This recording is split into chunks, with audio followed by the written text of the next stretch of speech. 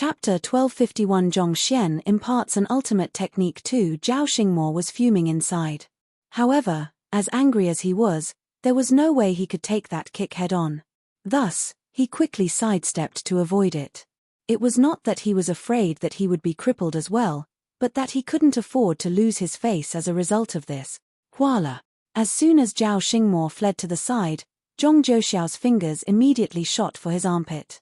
It turned out that the attack toward his crotch was only a feint. The other party's real goal was this: to deduce the movement technique I would use in reaction to your kick and assault my armpit, where a Mingmen of the movement technique is located. Zhao Xingmo narrowed his eyes in disbelief. The other party's finger was accurately aimed at the point where the greatest Mingmen of his movement technique was located. If he were to be struck, his entire body would be numbed, resulting in a complete loss in his fighting prowess. It was too much of a coincidence to think that the other party had found his Mingmen by sheer luck in the middle of a battle. Rather, it seemed more likely that the other party had predicted this right from the start. Zhao Xingmo realized that he was already dragged into Zhong Zhouxiao's pace from the very first strike. The young man's combat sense was really a little way too strong. Such a cunning fellow. He has been waging a psychological war against me right from the start. As a Saint Six Dan master teacher, it didn't take long for Zhao Xingmo to see through the crux of the matter. Pavilion Master Wu casually mentioning that Song Shi had his manhood crippled had left a subconscious notion in his mind, so when Zhong Zhouxiao angled his attack between his crotch, he didn't doubt that it would possibly be a feint in that instant. To think that he had already lost in the psychological warfare prior to the battle. Impressive. If it were to be any other ordinary primordial spirit realm cultivator, they would have been forced into a corner with this blow. Without at least 10 moves, it would be impossible to turn the tables around. However, it's unfortunate that your opponent is me. Zhao Xingmo twisted his body to avoid Zhong Zhouxiao's finger jab. At the same time, he raised his hand and jabbed his finger toward the latter as well. Finger against finger, Zhao Xingmo was intending to use his superior strength and comprehension of battle technique to forcefully overpower Zhong Zhouxiao, and through doing so, he would be able to turn the tides of the battle back to his side. Even though their cultivation were both at primordial spirit realm intermediate stage, it was apparent that the might of Zhao Xingmo's finger jab was far stronger than Zhong Zhouxiao's. Even before the finger arrived, the air was already groaning under the immense pressure, and vaguely, the sound of a storm could be heard. In face of the might of Zhao Xingmo's finger jab, Zhong Zhouxiao was visibly flustered. Knowing that he couldn't face such an attack face-on, he hurriedly retracted his finger. But perhaps because he was too anxious, his body ended up tilting to the side, placing his head in the trajectory of Zhao Xingmo's finger jab. Seeing this, Zhao Xingmo frowned. With his strength, if his finger jab were to land, Zhong Zhouxiao's head would explode on the spot. In other words, Zhong Zhouxiao would die. In the first place, as a Saint Six Dan expert, his choice of intervening in a duel between juniors was already one that many would frown upon. If he were to kill Zhong Zhouxiao on top of that, without a doubt, he would be stripped of his position as a guide to the sanctum of sages. Thus, Zhao Xingmo pulled back his might, and the sudden withdrawal of Zhenqi left a groan escaping from his mouth, and his face reddened from the backlash. If he hadn't suppressed his cultivation, this bit of backlash would have been nothing at all. However, with his current cultivation of primordial spirit realm intermediate stage, and given the fact that he had devoted his full strength into the finger jab on top of that, the sudden withdrawal of his attack inevitably left him with some injuries. Voila! But even though Zhao Xingmo had withdrawn his finger in order to avoid killing Zhong Zhouxiao, the latter, seemingly having expected Zhao Xingmo to react in such a way, abruptly charged forward to knock Zhao Xingmo's chest with his shoulder. With a deep frown between his brows, Zhao Xingmo swiftly struck his palm forward to ward off Zhong Zhouxiao's charge. That palm strike moved at an astonishing speed, such that it would land on Zhong Zhouxiao before his charge could strike Zhao Xingmo. My apologies. Zhao Xingmo was still guessing that Zhong Zhouxiao might retreat for the time being before launching another wave of attack when he suddenly heard a faint voice sounding in the air. Following which, he suddenly felt a piercing jab beneath his armpit. Unknowingly, Zhong Zhouxiao's fingers had already landed on his Mingmen. Voila! Zhao Xingmo felt his strength receding swiftly from him as if a tide, and in an instant, numbness and powerlessness permeated his entire body. You! Who? After landing his finger jab, Zhong Zhouxiao didn't continue his assault. Instead, he hurriedly leaped back before clasping his fist apologetically. Zhao Shi, thank you for sparing me earlier. Driving his zhengqi, Zhao Xingmo was able to swiftly recover from his numbed state. However, the loss had left him so frustrated that he couldn't speak a word. If Zhong Zhouxiao were to continue his assault after his Mingmen was struck, he would surely have been pummeled badly. And just thinking about the matter was enough to leave him stifled within. If Zhao Shi intended to kill me, I would have died by the second blow. I apologize for using such a despicable trick against you. Noticing Zhao Xingmo's displeasure, Zhong Zhouxiao lowered his head further and continued apologizing. In truth, in the second move, if Zhao Xingmo hadn't retracted his finger for fear of endangering his life, he would have never been able to close in on him. It was only due to Zhao Xingmo's forceful withdrawal of his finger jab that gave him an opportunity to strike. It could be said that he had played on the other party's compassion to achieve victory. Forget it. A victory is a victory. I have no excuses for my loss. Zhao Xingmo waved his hand impassively. I'll allocate Qingyuan Empire with 2 slots, but note that this is only the preliminary selections. I hope that you will be able to retain your slot during the secondary selections, or else your effort would have gone to vain. While Zhong Zhouxiao did resort to underhanded tricks to achieve victory, he did mention beforehand that all tricks were allowed. Furthermore, Zhong Zhouxiao had not just withstood 3 moves from him, he had subdued him even. Just from that in itself, it was undeniable that this battle was Zhong Zhouxiao's victory. Since that was the case, it wasn't a big deal for him to give out another slot. However, whether they would be able to secure this slot would depend on their performance at Chenchong Empire later on. Is this the insight you have imparted to him? Zhao Xingmo glanced at Zhong Xian and asked. Judging from Zhong Zhouxiao's reflexes, it was unlikely that he would be able to come up with such a plan in the middle of the battle. Since that was the case, this matter would have to be linked back to Zhong Xian, especially considering the bizarre 5 minutes break he had called for earlier. They are 3 maneuvers that I casually came up with earlier. Knowing that there was no point hiding this from Zhao Xingmo, Zhong Xian clasped his fist and replied truthfully. Casually? Zhao Xingmo scoffed. A maneuver you came up with casually is able to predict that I would use the steps of stalling leaves, which Mingmen was located beneath my armpit. Not to mention, you were even able to take into account the fact that I wouldn't kill Zhong Zhouxiao, and after retracting my finger jab, I would have to take half a step back in order to ward off the momentum from the withdrawing energy, so you had Zhong Zhouxiao to dash forward to strike my Mingmen in this temporary opening. Do you expect me to believe that? There was no such thing as a coincidence in battle. Of the 3 moves that Zhong Zhouxiao had used earlier, the first one was psychological warfare, the second one had him putting his life on the line as a gamble, and the third one was a result of a careful calculation. Only one who had a thorough understanding of Zhao Xingmo's habits in battle would be able to design such a battle plan to deal with him. Considering how every single step of the plan took advantage of his weaknesses, there was no way it could be something that was casually came up with. I guess I was lucky then. Zhong Xian replied. In truth, the reason why he had the Golden Origin Cauldron assault Zhao Xingmo earlier was to force him to execute a battle technique, thus allowing him to compile a book on him in the Library of Heaven's Path. With a compiled book, he would be able to gain a thorough understanding of Zhao Xingmo's strongest moves and flaws, thus making it easy for him to tailor a set of maneuvers to corner him. However, considering that the secret of the Library of Heaven's Path was at stake here, he could only feign ignorance in this matter. Lucky. Seeing that Zhong Xian was unwilling to speak any further on this matter, Zhao Xingmo decided not to ask any further either. Shaking his head, he took a look at Zhong Xian and said, just a casual pointer from you can allow Zhong Zhouxiao to defeat me within 3 moves. If I were to suppress my cultivation once more, would you be willing to face me in a battle? You want to have a duel with me? Zhong Xian was taken aback. That's right. Zhao Xingmo nodded. To be honest, he was really getting more and more interested in the young man before him. To subdue 2 listening-in students of the Sanctum of Sages easily within 3 blows. To grant Zhong Zhouxiao the strength to defeat him with just a casual pointer. If the young man before him were to utilize his full strength, just how powerful would he be? Ah, that might not be a good idea.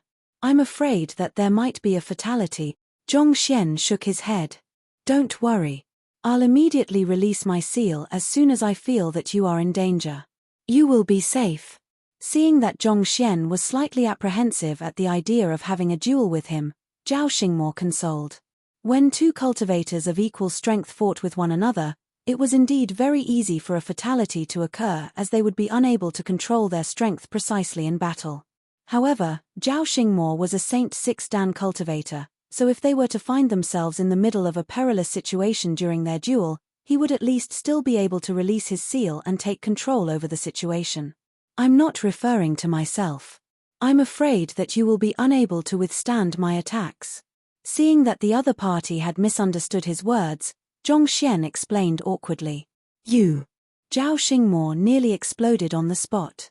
It is one thing for you to remain unfrightened and fearless in a battle against a guide of the Sanctum of Sages, but to actually worry that you would hurt me. Ludicrous. You don't need to worry about hurting me. Given my cultivation realm, it'll be difficult for you to inflict any damage on me, Zhao Xingmo replied coldly with a livid face. This. Zhongxian was still a little hesitant. Feel free to make a move. I know that you possess exceptional strength, and your talent is superior to your peers too. However, all of these are nothing in the eyes of the true experts of the Sanctum of Sages. Zhao Xingmo placed his hands behind his back as he spoke in an air unique to experts. The Sanctum of Sages was the highest academy in the Master-Teacher continent. Even the powerful sage clans would send their offspring there in order to study. From that in itself, it was apparent just how formidable the personnel there were. Do you really think that a countryside bumpkin like you would really be able to defeat me? The only reason why he fell from Zhong Jiuxiao's tricks was out of a moment of carelessness. Now that he was fully prepared, there was no way he would allow himself to be defeated that easily anymore. Since that's the case, I'll give it a try then. Seeing how confident Zhao Xingmo was, Zhongxian's eyes lit up in excitement. To be honest, as he had just achieved a breakthrough, he had been wanting to find someone to test out his newfound strength. The reason why he initially turned down Zhao Xingmo was because he was afraid that he might accidentally hurt the latter, considering that he still lacked precise control over his strength, especially since he hadn't really tried it out in battle yet. But since Zhao Xingmo was so confident about this matter, there was no longer any reason for him to turn down this precious opportunity. Let's begin then. Taking a deep breath, Zhao Xingmo grasped his hands tightly together, and strength began flowing through his entire body. In his view, even though Zhongxian's talent was not too bad, he was simply too arrogant. This would be a good opportunity for him to strike down the young man's conceit and have him understand that there was a world far larger than the one that he could see. All right, I'll be making a move then. Zhongxian warned in advance. Sneering coldly, Zhao Xingmo paid no heed to Zhongxian's words and dashed forward furiously. However, before he could make a move, he suddenly saw a palm print falling straight for him. In that instant, it felt as if the entire world was caving in on him. Pu. Zhao Xingmo felt as if his entire body had been frozen in place, rendering him unable to move at all. Before he could even begin to breathe, he was already struck squarely in the chest, causing his body to retreat swiftly into the distance. At the same time, a wild spurt of fresh blood colored the air crimson. Boom boom boom boom. Zhao Xingmo immediately drove his zhenqi, wanting to ward off the momentum from his retreat. However, in the next moment, his eyes narrowed. Countless palm prints abruptly appeared before his eyes. The other party's follow-up attack wasn't just a single palm strike but thousands of them. Boom. His back crashed heavily into the walls of the hall, causing a deep depression behind him. Hula. Unable to withstand the impact anymore, he swiftly unsealed his cultivation, and only then did he barely manage to fend off the attack. Just as he was heaving a sigh of relief, Zhongxian's forlorn voice suddenly sounded ahead of him. I thought that he was really that formidable, but he was sent flying before I could even use a fifth of my strength.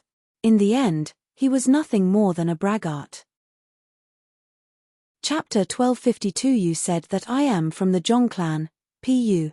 A suffocating sensation assaulted Zhao Xingmo's chest, and he spurted blood once more. Even though his standing as a guide was nothing in the sanctum of sages, in his many years of invigilating the candidates, there had never been any genius who had been able to defeat him in the same cultivation realm. But this time, not only had he been defeated, he was even being looked down upon. The immense frustration that he felt left him on the verge of explosion. Hold it in, hold it in. Zhao Xingmo took a few deep breaths to suppress that feeling of frustration in his chest before pushing himself out of the wall. As indignant as Zhao Xingmo felt from his loss, it would only be more embarrassing if he vehemently denied it. He would at least be able to retain some of his dignity if he accepted it graciously. At this point, he suddenly recalled the surnames of the duo, and a thought came to him. Looking at the young man before him, he said, "You are indeed an impressive individual. In the same cultivation realm, even I am no match for you. Zhong Xian and Zhong Zhouxiao, are the both of you from the Zhong clan, the sage clan? If they were both geniuses from the Zhong clan, it would make sense why he was not a match for them when fighting in the same cultivation realm. While the Sanctum of Sages had plenty of experts who could deal with such offspring of sage clans, a mere guide like him was not one of them. Zhouxiao is from the sage Zhong clan, but I am not."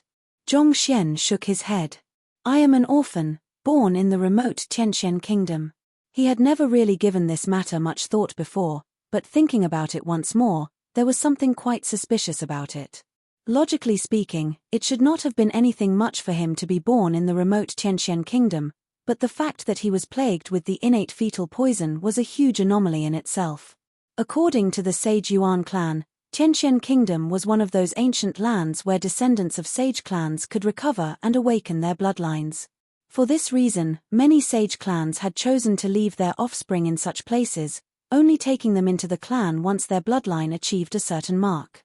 Could it be that he was also a member of the sage Zhong clan, just that he was one of those children who had been left in an ancient land to awaken his bloodline? If that was the case, it would explain why a humble nobody in Tianxian kingdom would be plagued with such a fearsome poison. His current comprehension of poison had already reached the level of 7-star, but he still had no clue how the innate fetal poison could be resolved. He had even attempted to use Wei Ruyan's innate poison body to curb it at one point, but its effectiveness was limited. From this, it was apparent that the innate poison body was one of the most formidable poison, even when placed among grade 9 poisons. In other words, the person who had planted the poison on him was at least a 9-star poison master, and possibly one of the strongest ones at that.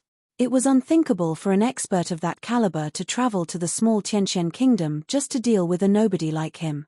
Could it really be that the person whom he had possessed was also a member of the sage Zhong clan, just like Zhong Zhouxiao?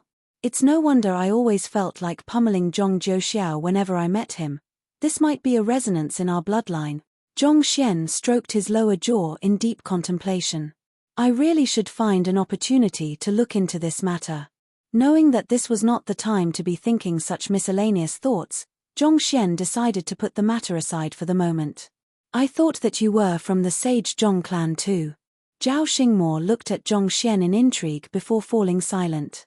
Since Zhong Xian had already said that he was not from the Zhong clan, there was no point pressing on. It would only make things awkward. Thus, Zhao Xingmo changed the topic and said, "All right, since the both of you have cleared the primary selection, I'll bring you to the Qianchong Empire for the secondary selection. The other chosen candidates should already be gathering there, so we must make haste." "Qianchong Empire?" "Yes. We will be heading there right now. You have 2 hours to prepare, make whatever arrangements you need to and bid farewell to others. Once the 2 hours are up, we'll set off right away," Zhao Xingmo said. The reason he had been in a rush earlier was because the semester for the Sanctum of Sages was about to start, so the secondary selection in the Qianchong Empire had to be conducted soon. However, the Qingyuan Empire happened to be located the furthest away from the Qianchong Empire, so there was a need for them to make haste. 2 hours. Not expecting that they would be in such a rush, Zhong Xian was taken aback. He pondered for a brief moment before turning to Zhao Xingmo with a grim expression. "Right, Zhao Shi. There's a matter that I would like to consult you on, and this matter is very important to me. Thus, I hope that you can give a precise answer to me. As long as it's something I am aware of and the information isn't confidential, I'll answer your question," Zhao Xingmo replied. Zhongxian clenched his fists tightly and said, I would like to ask if Luo Ruo, I mean the little princess of the Luo clan, is currently in the Sanctum of Sages. Initially, Zhongxian had intended to ask using Luo Ruoxin's name, but after some thought, he realized that there was a good chance that Luo Ruoxin might not be her real name.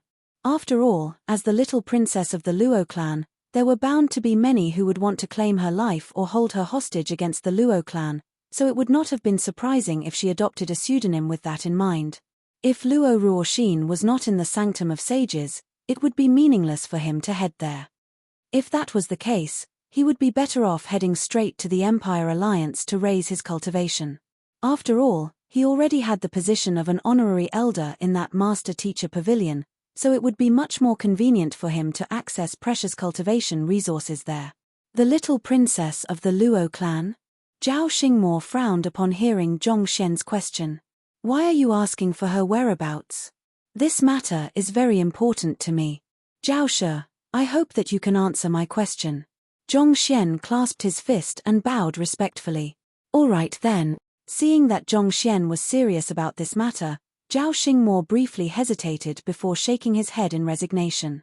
The little princess of the Luo clan was indeed studying in the Sanctum of Sages, and with her outstanding talent, she managed to enter the inner sanctum. However, a while back, for some unknown reason, she suddenly disappeared, and no one has seen her since then.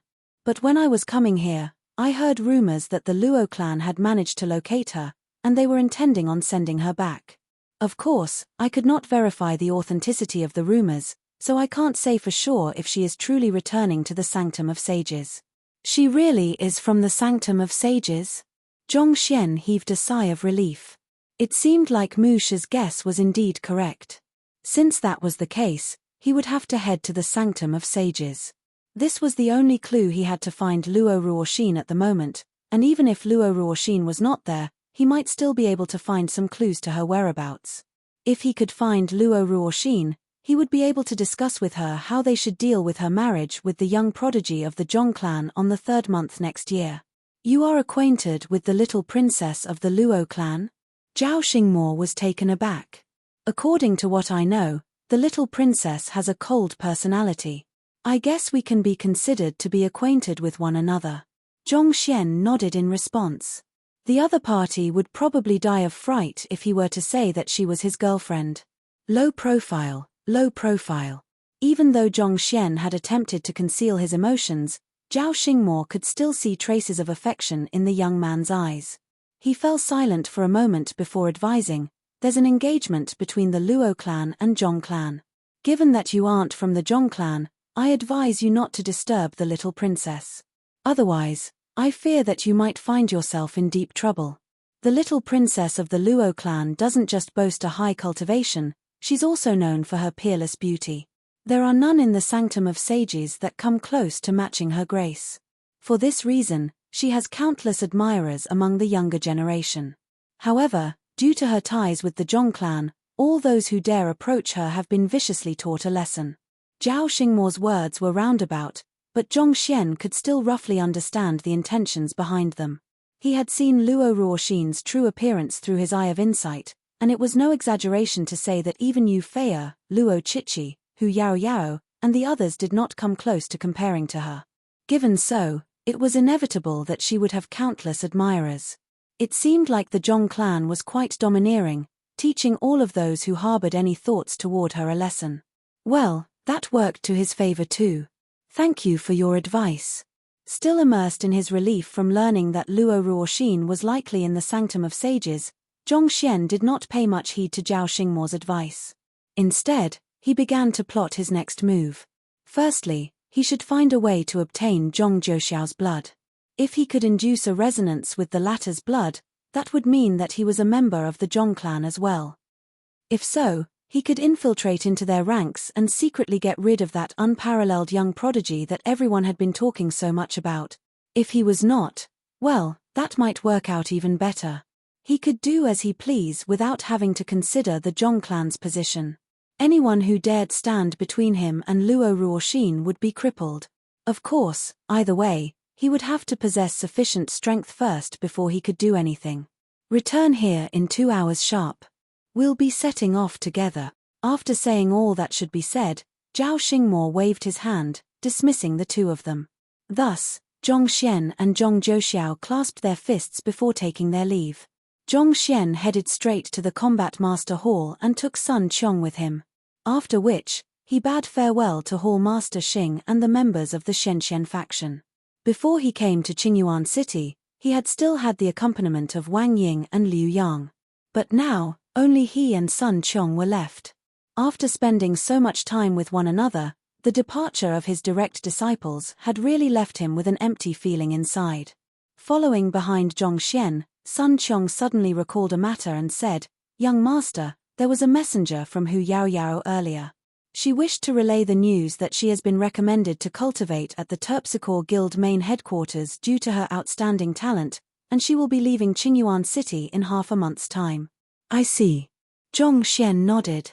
It was not for no reason that Hu Yaoyao had been called a bewitching devil. She had a sensual figure and disposition that seemed to draw others to her helplessly. It was as if the Terpsichore occupation had been created just for her. In view of that, it was not too surprising that the Terpsichore Guild main headquarters had taken her away. Also, when young master was at the Master Teacher Pavilion, Chu Gongzi also dropped by earlier to relay his gratitude to you. He's currently the regent of the Qingyuan Empire, and they are still deciding on the inauguration date. With the Master Teacher Pavilion and Combat Master Hall working in unison to push this through, there shouldn't be any problems with the inauguration, Sun Qiong said. It was due to Zhong Xian's recommendation that Pavilion Master Wu, Hall Master Xing, and the others nominated him to be the next emperor of the Qingyuan Empire. With two true leaving Aperture Realm experts backing him, the other rivaling factions would not dare to make any reckless moves. As for the members of the Shenzhen faction, it seems like they are planning to remain at the Combat Master Hall for the time being to raise their cultivation as fast as possible, so they won't be returning to the Hongyuan Master Teacher Academy for the time being. As the cultivation of the members of the Shenzhen faction was still too low, they would only become a burden when heading to a higher tier empire. Nevertheless, they sought to become a source of strength for Zhong Xian, so they decided to remain in Qingyuan City for the time being and focus on their cultivation. Zhong Xian could roughly fathom their thoughts. Since they had already made their decision, he would not interfere in their choices. Nodding slightly, he turned to Sun Qiong and said, "Let's go."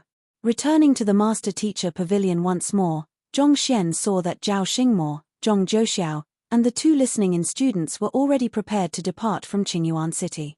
The aerial saint beast that Zhao Shi had prepared was at Saint Sixdan Pinnacle, and the small house it carried on its back was extremely spacious.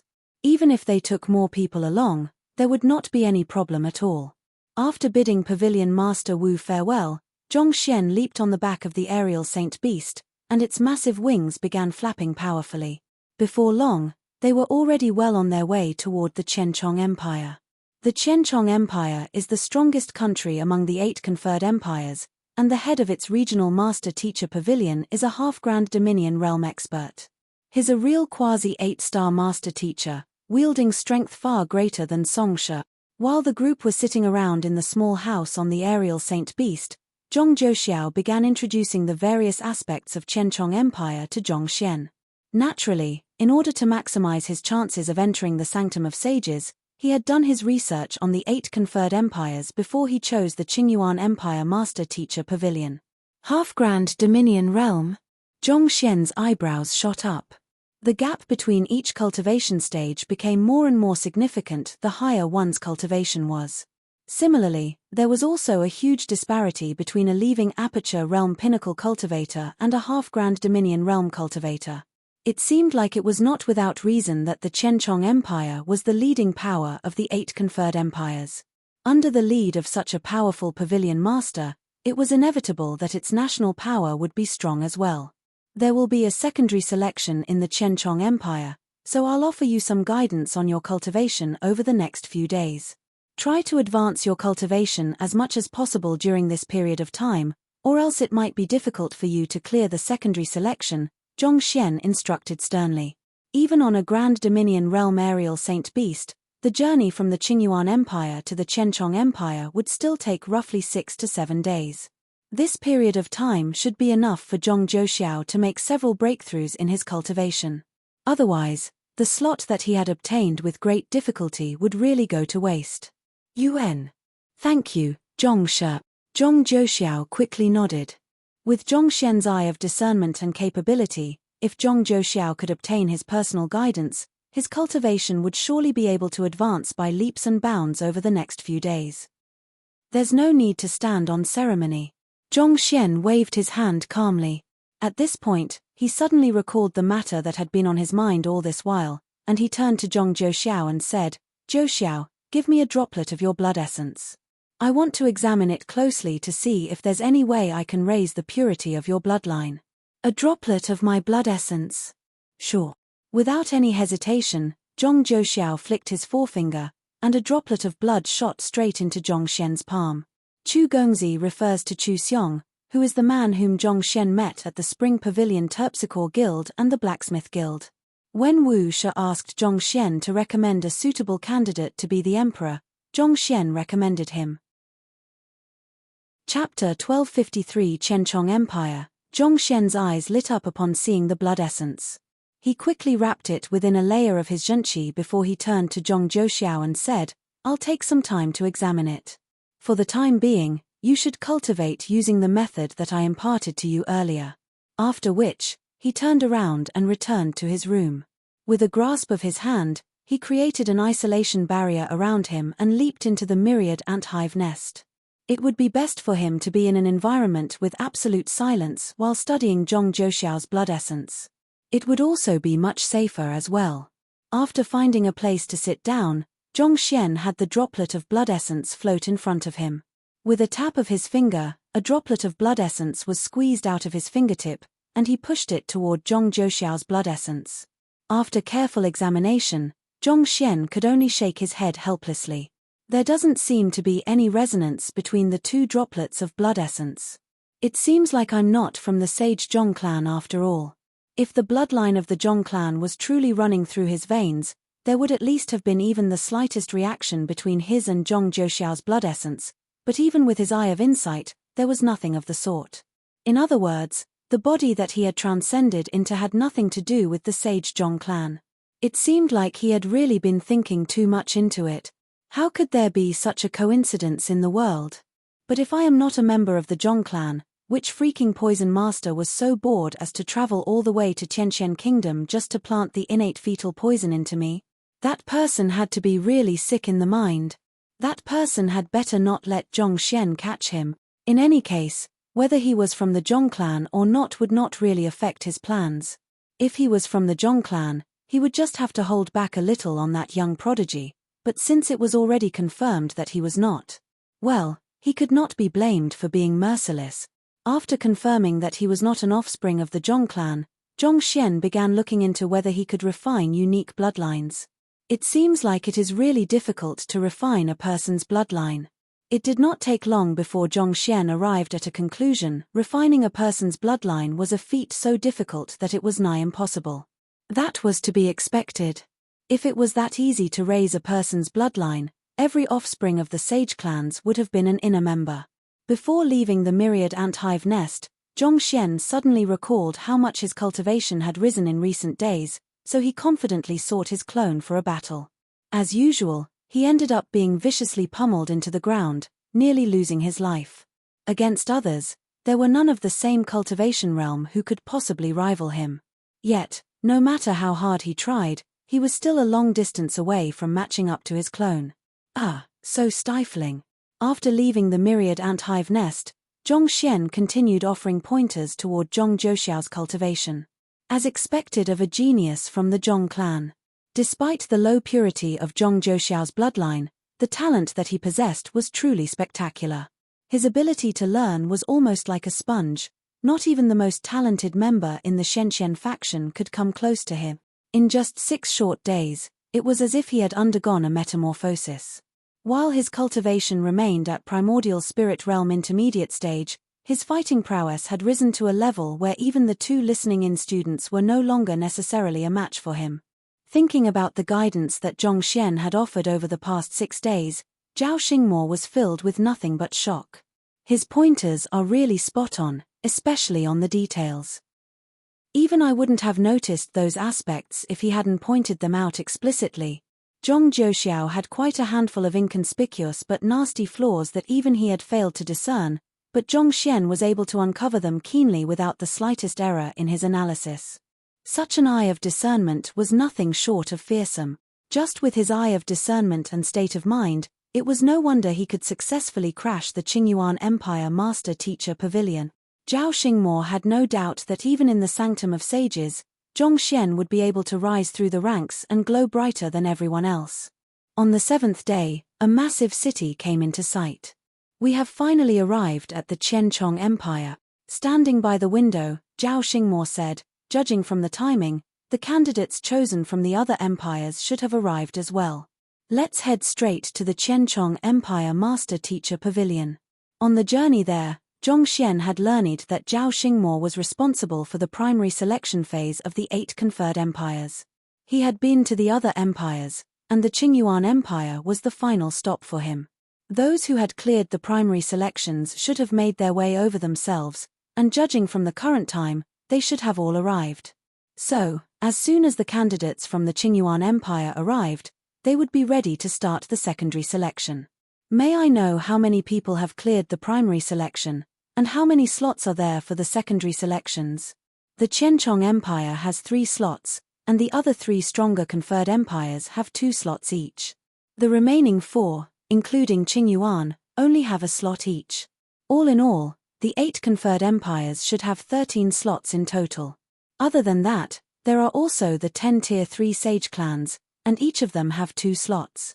Thus, all in all, there should be 33 people, and only 20 will remain after the secondary selection, Zhao Xingmo said. That's still good.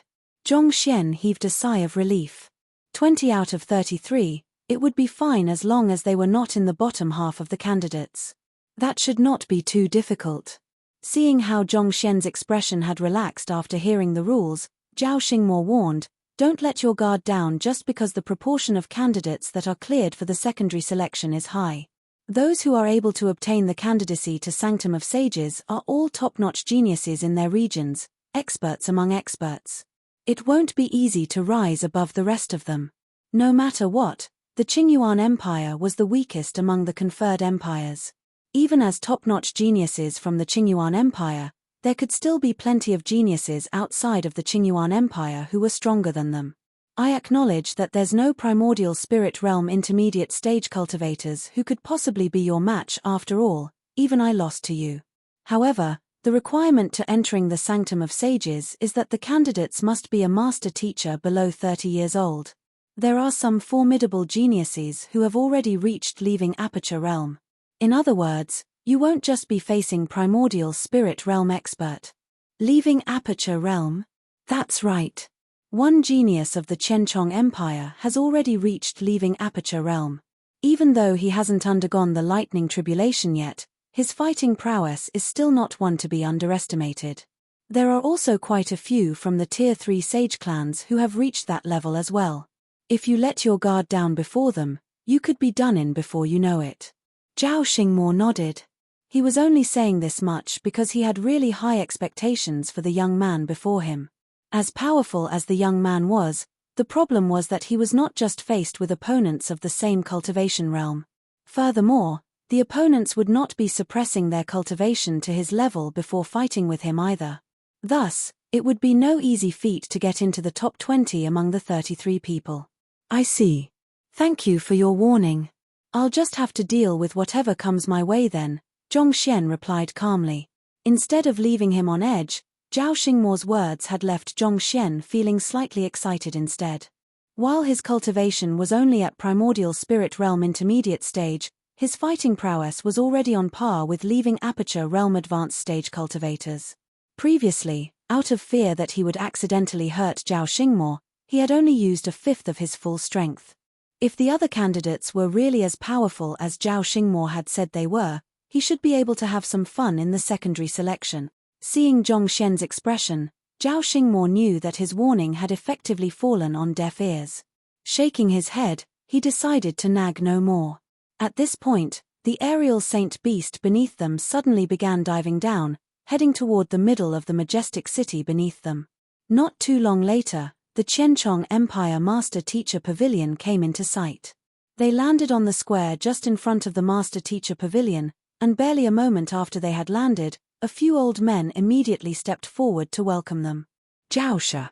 The person leading the group was an elder who appeared to be in his 60s. There was no beard or mustache on his pale face, and his eyebrows were arched like crescents. Despite being dressed in a simple green robe, he carried an imposing disposition with him. Activating his eye of insight, Zhongxian discreetly assessed the elder, and he realized that the latter's cultivation had actually reached half-grand Dominion Rel. The other old men following behind him were not weak either. Just like Song Xian, they were all leaving Aperture Realm Pinnacle experts. As expected of the number 1 conferred empire. Just this group of men could easily bring about a complete change in the leadership of the Qingyuan Empire by themselves. Zhao Xingmo nodded impassively to the other party's warm greeting before introducing the duo standing behind him. Pavilion Master Yu, these 2 young men are the candidates chosen from the Qingyuan Empire, Zhongxian and Zhong Zhouxiao. After which, Zhao Xingmo turned around and said, "This elder over here is the head of the Qianchong Empire Master Teacher Pavilion, Yu Yichuan." Paying respects to Pavilion Master Yu, hearing that the elder before them was the head of the Regional Master Teacher Pavilion, Zhongxian and Zhong Zhouxiao swiftly clasped their fists and bowed respectfully. "Zhao Shi, this way please." Pavilion Master Yu shot the both of them a glance, but he did not bother responding to their greetings. He turned his attention back to Zhao Xingmo and began leading the way forward. If I remember correctly, Song Xian seems to be his uncle. Most probably, the reason he was dispatched to the Qingyuan Empire was to have him accrue some contribution so that he could be promoted to the position of Vice Pavilion Master, but Zhong Zhouxiao sent a telepathic message over to Zhongxian. Zhongxian swiftly understood what Zhong Zhouxiao was saying. That explained why Pavilion Master Yu would even bypass the most basic of formalities with them. So, it was because the other party harbored enmity toward him. As an envoy dispatched by the Empire Alliance Master Teacher, Song Shi should have conducted a thorough investigation of the matter before passing judgment, even if he had to withstand immense pressure from the populace for that. Thus, his very act of sentencing Sun Qiong, Elder Shu, and the others to the death penalty rashly was a flawed judgment in itself. As such, there was no doubt that he had to be punished for his lapse in responsibility. And with Song Shi's punishment, not only would Song Shi be no longer qualified to rise to the position of the Vice Pavilion Master, even Pavilion Master Yu's reputation would take a blow as well, considering that he was the one who had chosen to send Song Shi over. Given so, it was inevitable that Pavilion Master Yu would harbor some enmity toward Zhongxian. "Let's go," Zhongxian said. There was nothing he could do about the other party's enmity toward him, and he couldn't be bothered with it either. The Qianchong Empire was just a temporary stop before he headed to the Sanctum of Sages. He wouldn't be staying there for too long, so the other party's attitude toward him meant nothing at all. At most, he would avoid encounters with Pavilion Master Yu as much as possible. Perhaps because the Master Teacher Pavilion had been cleared in advance, there weren't too many people along the corridors, except for those Master Teachers who had specially come to welcome them. Even the weakest of those Master Teachers were at 7-star pinnacle, and forming 2 rows by the side, there were at least several hundred of them. They sure have a steady foundation, Zhongxian thought as he passed in between the 2 rows of Master Teachers. These Master Teachers possessed a cultivation of primordial spirit realm pinnacle at the very minimum. Experts of this caliber were truly limited in the Qianchong Empire, but here, they were as numerous like the grass along the road. It was as if one would see them at every turn. Truly, as expected of the number 1 conferred empire. The reason behind the Qianchong Empire's overwhelming strength is due to their proximity to a spirit mine. They are rich in spirit stones, and they have the Master Teacher Pavilion support as well.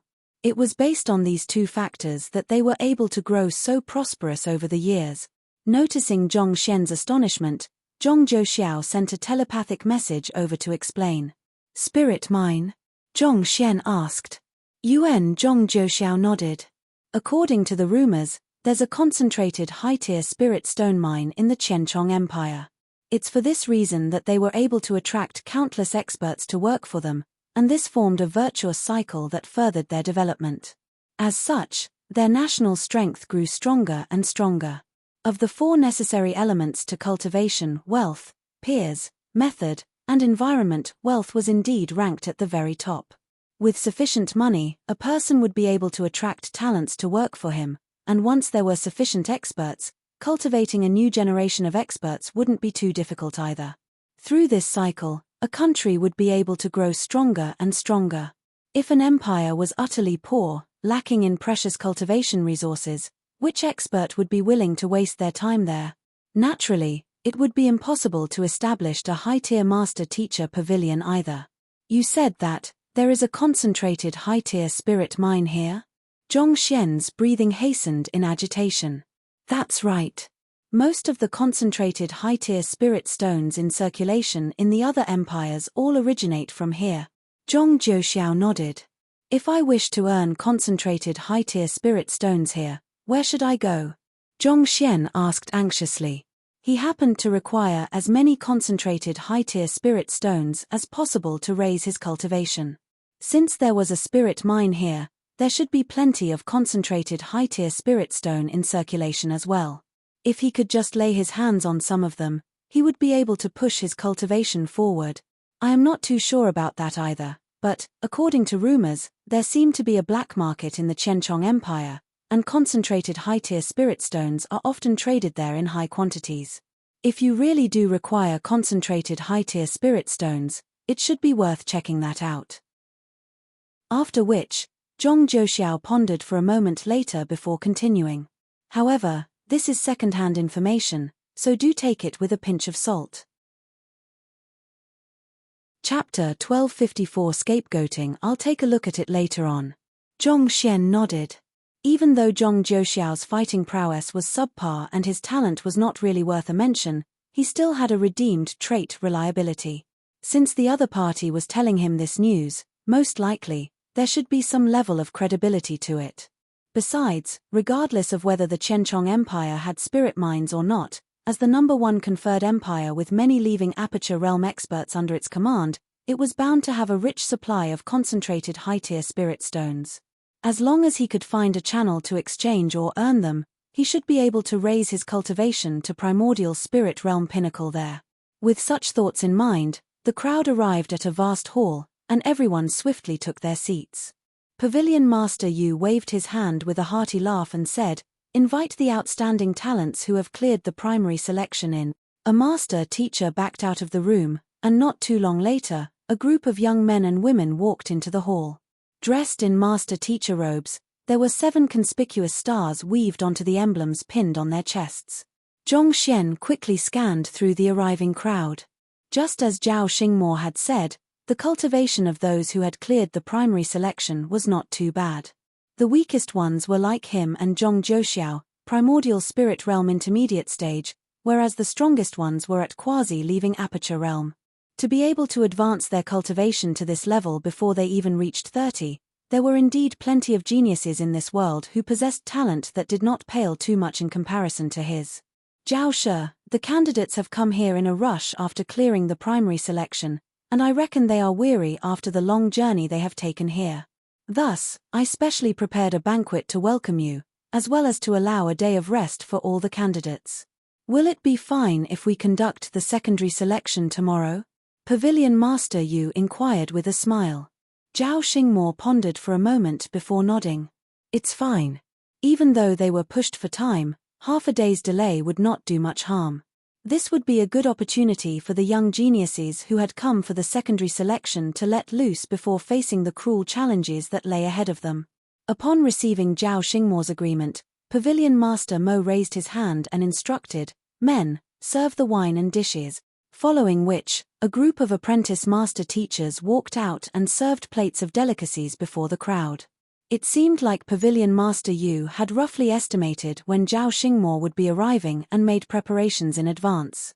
As if to reflect their economic power as the #1 conferred empire, the served dishes were the nourishing meat of saint beasts cooked along with various precious medicinal herbs. Judging from the cooking method, it seemed to have been prepared by a high-ranked gourmet as well. Not only was the meat fresh and succulent, the spirit infused within was also incredibly rich. Just a bite of it would leave one's junchi pulsating in excitement. Such food was extremely beneficial to the cultivation of one's primordial spirit. This entire table should be worth at least several thousand high-tier spirit stones, Zhong Jiuxiao remarked. So expensive?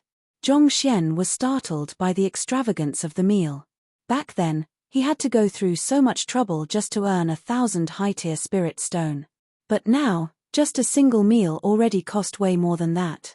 Income disparity sure was frightening. Just look at this golden tiger beast liver. On top of the Saint Wandan golden tiger beast, it's also complemented with 4 saint herbs, river breathgrass, peeper stem, desolate flower, and 5 flavored beef leaf. These 4 have a maturity of roughly 50 years, and every single one of them is individually worth 100 high-tier spirit stones. Taking all of these ingredients into account, and factoring in the exceptional skills of the gourmet that has prepared this dish, one could say that even 1,000 high-tier spirit stone would be a low cost for this dish. Zhong Jiuxiao analyzed. Hearing Zhong Jiuxiao's analysis, Zhong Xian took a look at the dish himself and realized that his analysis was spot on. Thus, he could not help but ask, "You have studied food before?" Gourmet was a lower 9 paths occupation, and it was not even qualified to be considered as a supporting occupation. For this reason, there were nearly no master teachers who would learn it. Despite this, Zhong Jiuxiao knew a surprisingly great deal about food. "Well, I do love eating good food, so I spent my free time studying it. The Zhong clan has employed a gourmet to take care of their meals, and back then, whenever I was free, I would tag along and learn from him, so I guess I do have some understanding of it," Zhong Jiuxiao explained. To most master teachers, gourmet was viewed as a trivial field of study. However, if one could complement the ingredients well, the tonic broth a gourmet broiled could possibly harness medicinal effects on par with pills. In fact, the reason Zhong Jiuxiao was able to advance his cultivation and capabilities so far despite being only 27 this year and a mere member of the Side family could be partly credited to his effective coordination of ingredients in his meals. "Incredible," Zhong Xian complimented. Zhong Xian did know a thing or two about gourmet as well, but that was mostly limited to appraising. He had not collected many books about that occupation, so he could not be said to be too proficient in it. While the duo was talking to one another, Pavilion Master Yu suddenly laughed heartily in the center of the room. "How can delicacies go without fine wine?" Flicking his wrist, he took out a gourd of wine. "This is the Tianchen brew specially brewed by Old Man Tianchen. I believe I need not explain how valuable it is to you.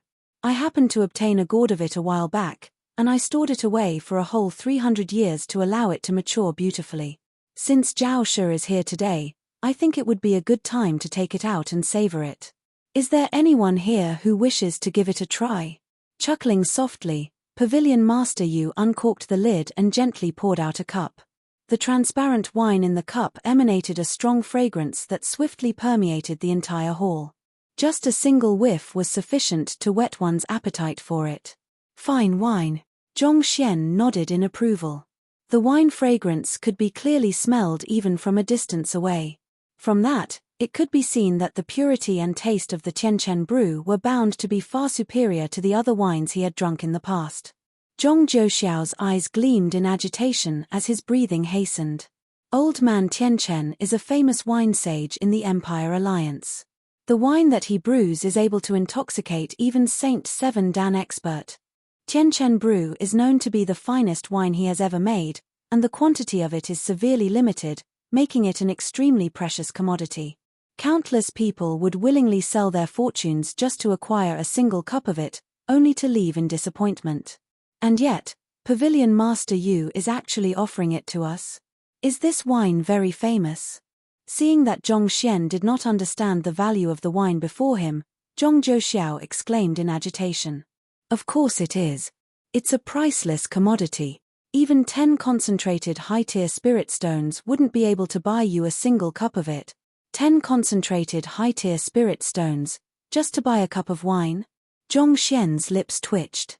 Even the entire Qingyuan Empire Combat Master Hall only had 10 of such concentrated high-tier spirit stones in its inventory, and to spend this sum of money just to buy a single cup of this wine. How insane must one be to do something like that? It's true. Even though concentrated high-tier spirit stones are rare, there are still channels through which one can obtain them.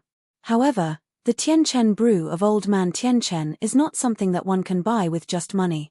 It takes a great deal of luck as well. Without sufficient luck, one might not even get to see it, Zhong Zhouxiao explained in agitation. Seeing how excited Zhong Zhouxiao had become before the Tianchen brew, Zhong Xian could only smile helplessly. To be honest, he really did not desire such fine wine.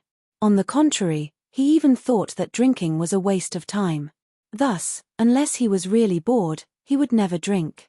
But judging from Zhong Zhouxiao's response, it seemed that if he could really purchase a cup of Tianchen brew with 10 concentrated high-tier spirit stones, he would fork out that sum without any hesitation. Seeing this, Zhong Xian could not help but shake his head. Was this wine so delicious as to make so many people willingly fork a huge fortune just for an opportunity to try it? Seeing how Zhong Xian had no interest in the Tianchen brew at all, Zhong Zhouxiao sighed deeply and said, "I understand that Zhongsha might not think much of the Tianchen brew because you are neither a drinker nor a gourmet. However, if you just look at their reactions, you should be able to roughly understand how valuable the Tianchen brew is." Their reactions? Zhong Xian raised his head, and only then did he notice the heated atmosphere in the hall. Everyone was staring at the cup of Tianchen brew in Pavilion Master Yu's hand with reddened eyes, and it felt as if they would even rush forward to snatch it if not for the disparity in strength between them. After a short moment of commotion, a young man spoke up. "Pavilion Master Yu, there are so many of us here but only a cup of fine wine.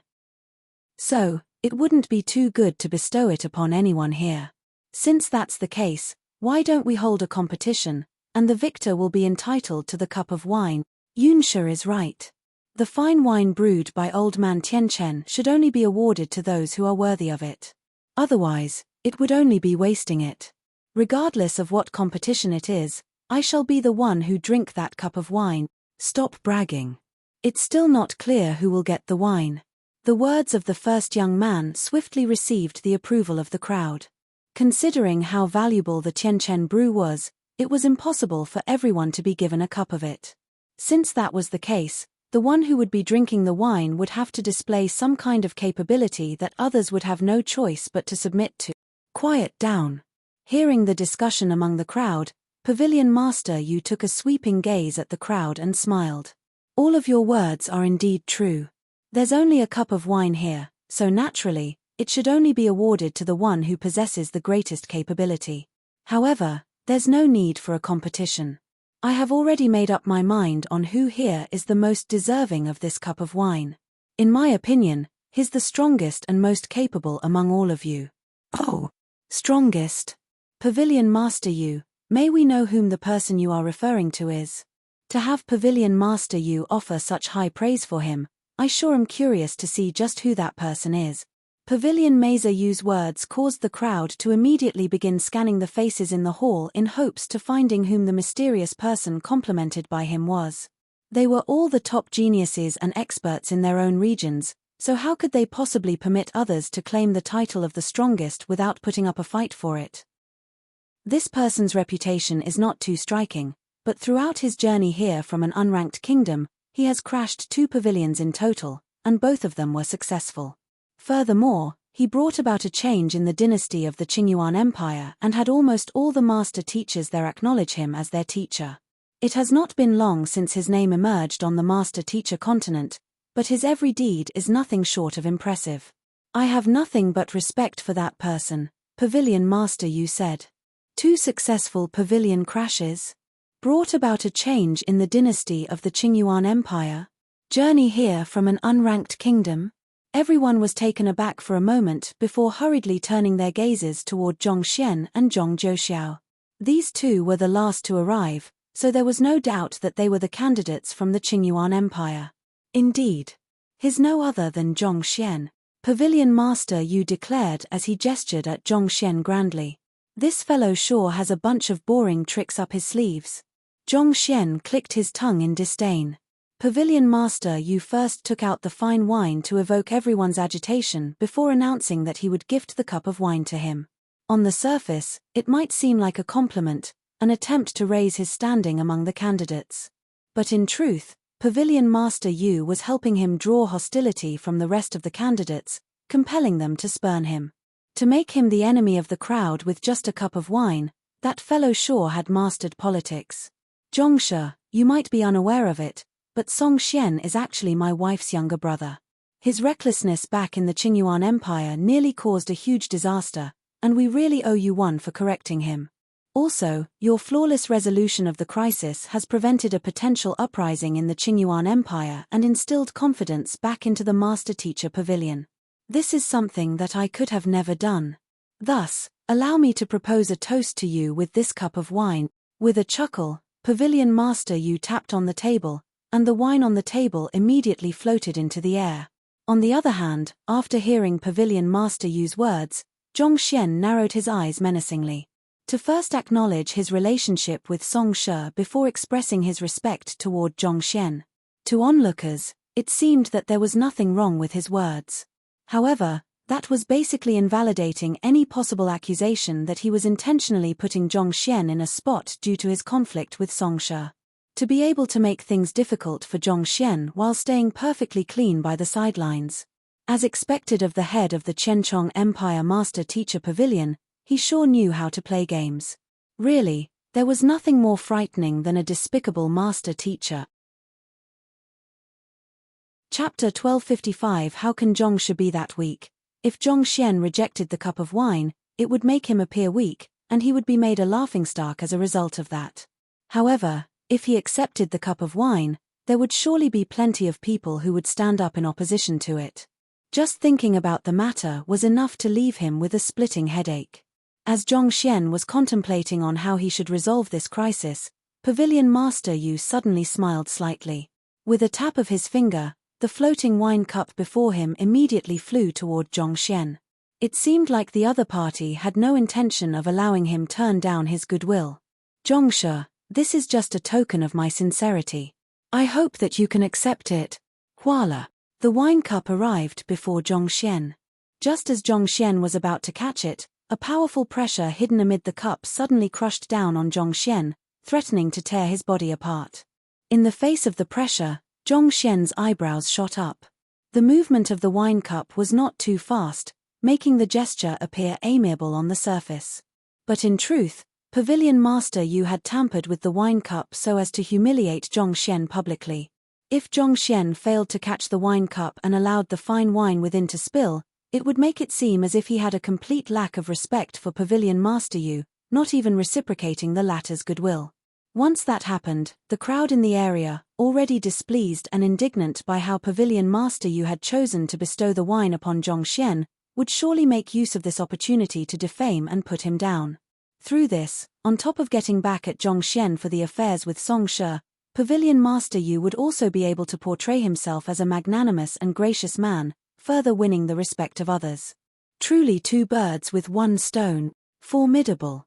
I'll be graciously thanking Pavilion Master Yu for this cup of wine then. If it had been anyone else, this abrupt trick would surely have caught them off guard, causing them to embarrass themselves.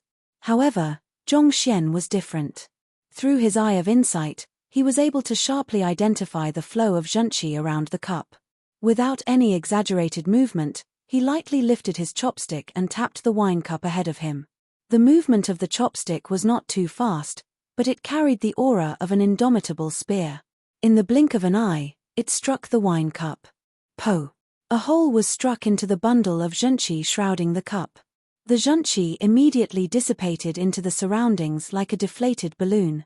At the same time, without the support of the zhenqi, the wine cup began falling to the ground. With a swift movement, the wine cup was caught in between the chopsticks. The set of actions from Zhongshen flowed fluidly, as if he was simply calmly catching Pavilion Master Yu's wine with his chopsticks. To an outsider, there was nothing incongruous about Zhongshen's actions at all, but Pavilion Master Yu's face froze for an instant. The energy he had shrouded around the wine cup was something that even primordial spirit realm pinnacle cultivators would have been unable to withstand. Yet, the young man was actually able to neutralize his zhenqi so easily. From this, It could be seen that the other party's grasp over his strength had already reached an astonishing level. Based on the intelligence he had received, Zhongxian's strength was mainly built upon a Saint intermediate tier cauldron that he possessed. There was nothing in the intelligence that he had received that said that Zhongxian possessed such powerful strength himself. Naturally, Zhao Xingmo would not speak of his humiliating defeat against Zhongxian to another, and the others present in the room back then, Pavilion Master Wu, Yarou Shi, Zhong Zhouxiao, and the others out of respect for the guide of the Sanctum of Sages, would never gossip about such a matter. As a result, even with the superior intelligence network that Pavilion Master Yu commanded as the head of the Qianchong Empire Master Teacher Pavilion, there was no way he could have been aware of the surge in Zhongxian's cultivation and his near-invincible fighting prowess in his cultivation realm. Most of the information he had was obtained from Song Shi's account. And Song Shi, having suffered a huge setback in Zhongxian's hands, would naturally put him out to be as vile as possible, accusing the other party of using his artifact to launch a surprise assault on him. As for the rest, he was a little too ashamed to speak of it. As a result, there was a lapse in the information regarding Zhongxian. Nevertheless, despite his shock, Pavilion Master Yu did not allow it to show on his face. Instead, he covered it with a chuckle. "Zhongshi, cheers!" After which, he raised his wine cup and gulped the wine down in a single mouthful. Zhongxian replied with a polite smile and raised his wine cup as well. However, before he could drink it, the young man known as Yunshi abruptly stood up and yelled, "Hold it for a moment." Everyone immediately turned their gazes over. "Yunshi, what's wrong?" Pavilion Master Yu asked in bewilderment. "Pavilion Master Yu, everyone has agreed earlier that the cup of wine should go to the one who is most qualified to drink it.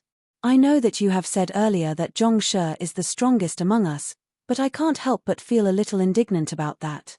Thus, if it isn't too much to ask, I would like to challenge him to a battle." Yunshi clasped his fist toward Pavilion Master Yu before directing a provocative gaze toward Zhongxian. There was no one in this room who would willingly miss the opportunity to savor the Tianchen brew from Old Man Tianchen.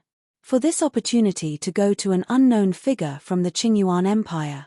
Putting aside him, there was no one in this room who did not feel indignant about that.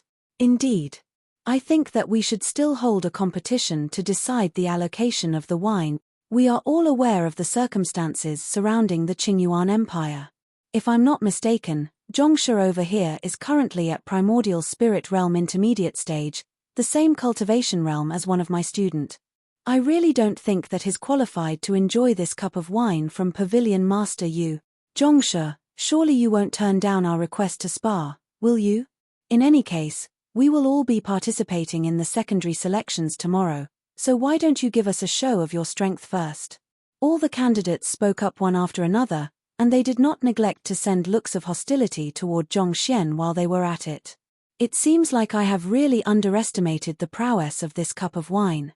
Looking at how vehemently the crowd was speaking up against him, Zhongxian could not help but sigh. Despite Zhong Zhouxiao's previous explanation, he had been hoping that the others would not go so far for a mere cup of wine, and he would have been spared this unnecessary trouble. However, it seemed like the allure of the wine was truly irresistible to them. Pavilion Master Yu contemplated for a moment before nodding. "I have already bestowed the wine upon Zhongshi, so I'll leave him to decide its allocation.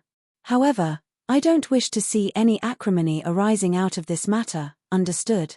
He had already ignited the spark, and all that was left was to sit back and watch the show. "We understand, Pavilion Master Yu."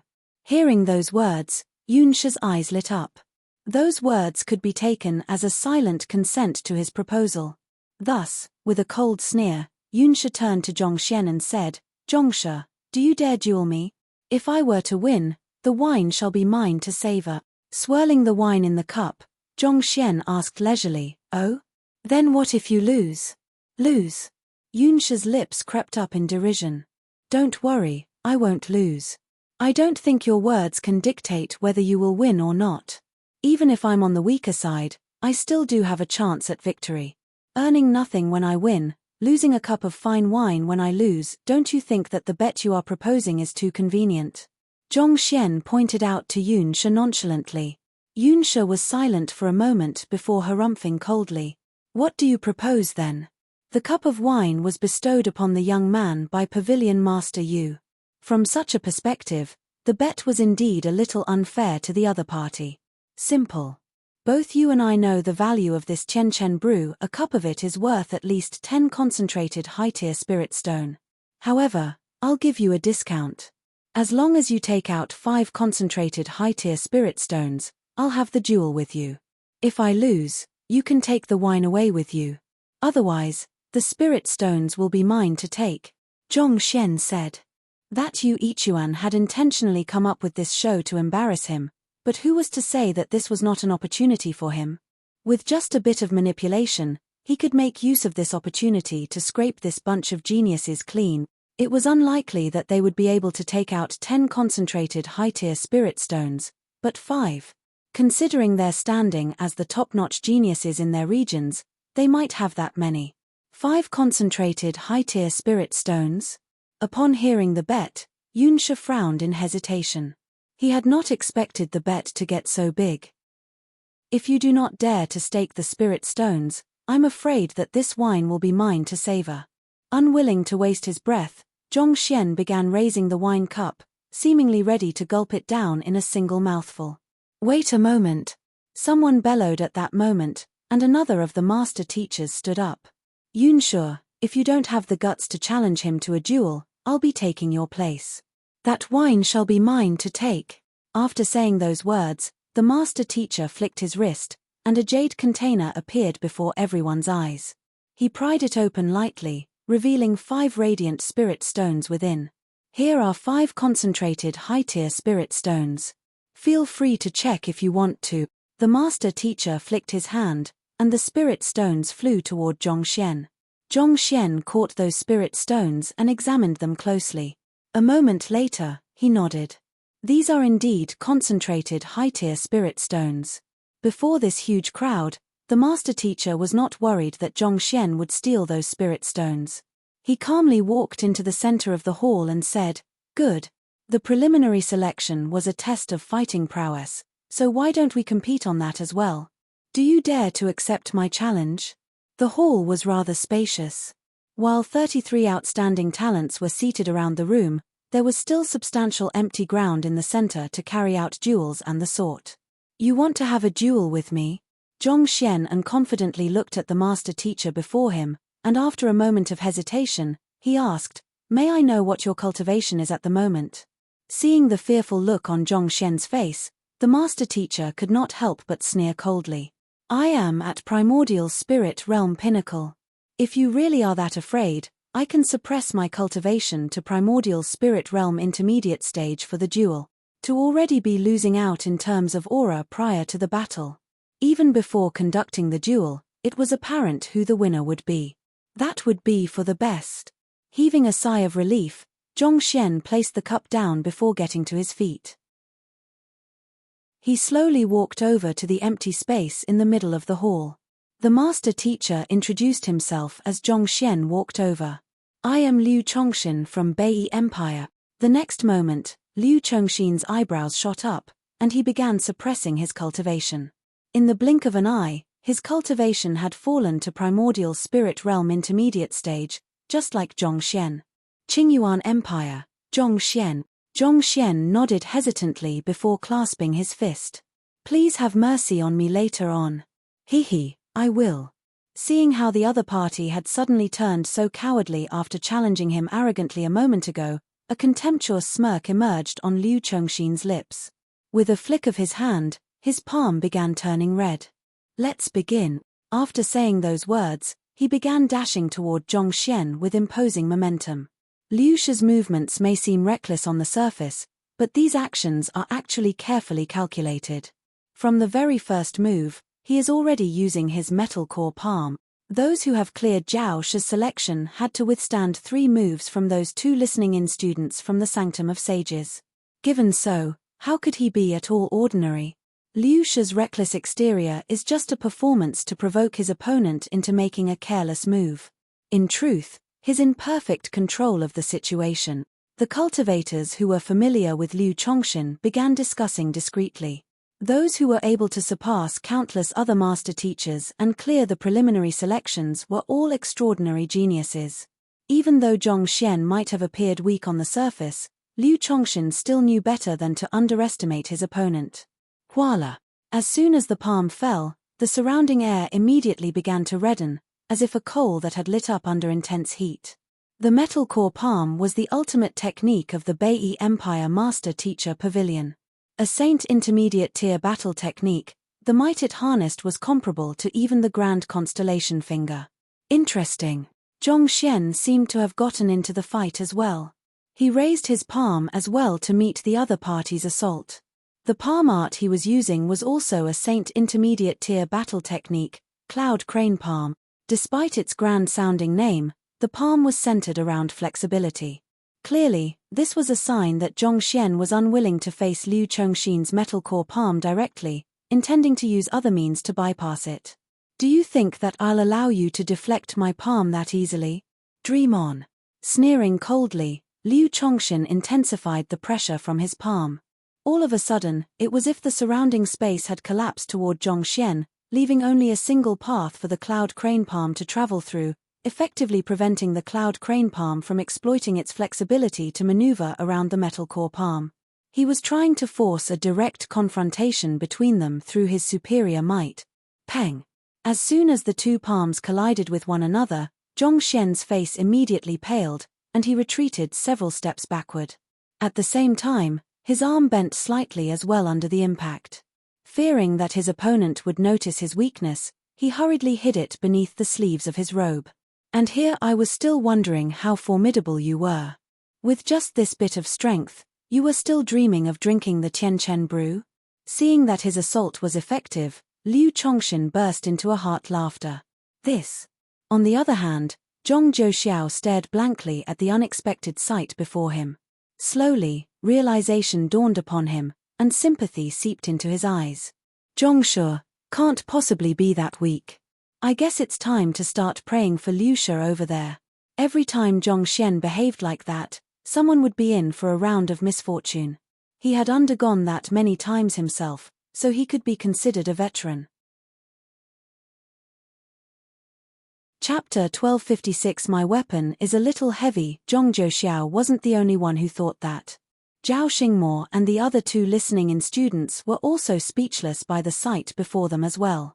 They had experienced with their own bodies how pervertedly powerful that fellow was.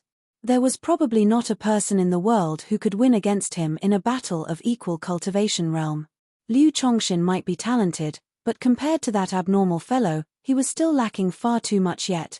Despite the overwhelming disparity between the both of them, Zhong Xian was pummeled to the point where his body was trembling non-stop, unable to retaliate at all.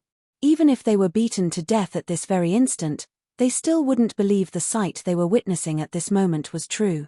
It's a pity that Liu Chongshin beat me to it. If only I knew he was that weak, I would have gone up myself. How could I miss this precious opportunity to savor the Tianchen brew just like that?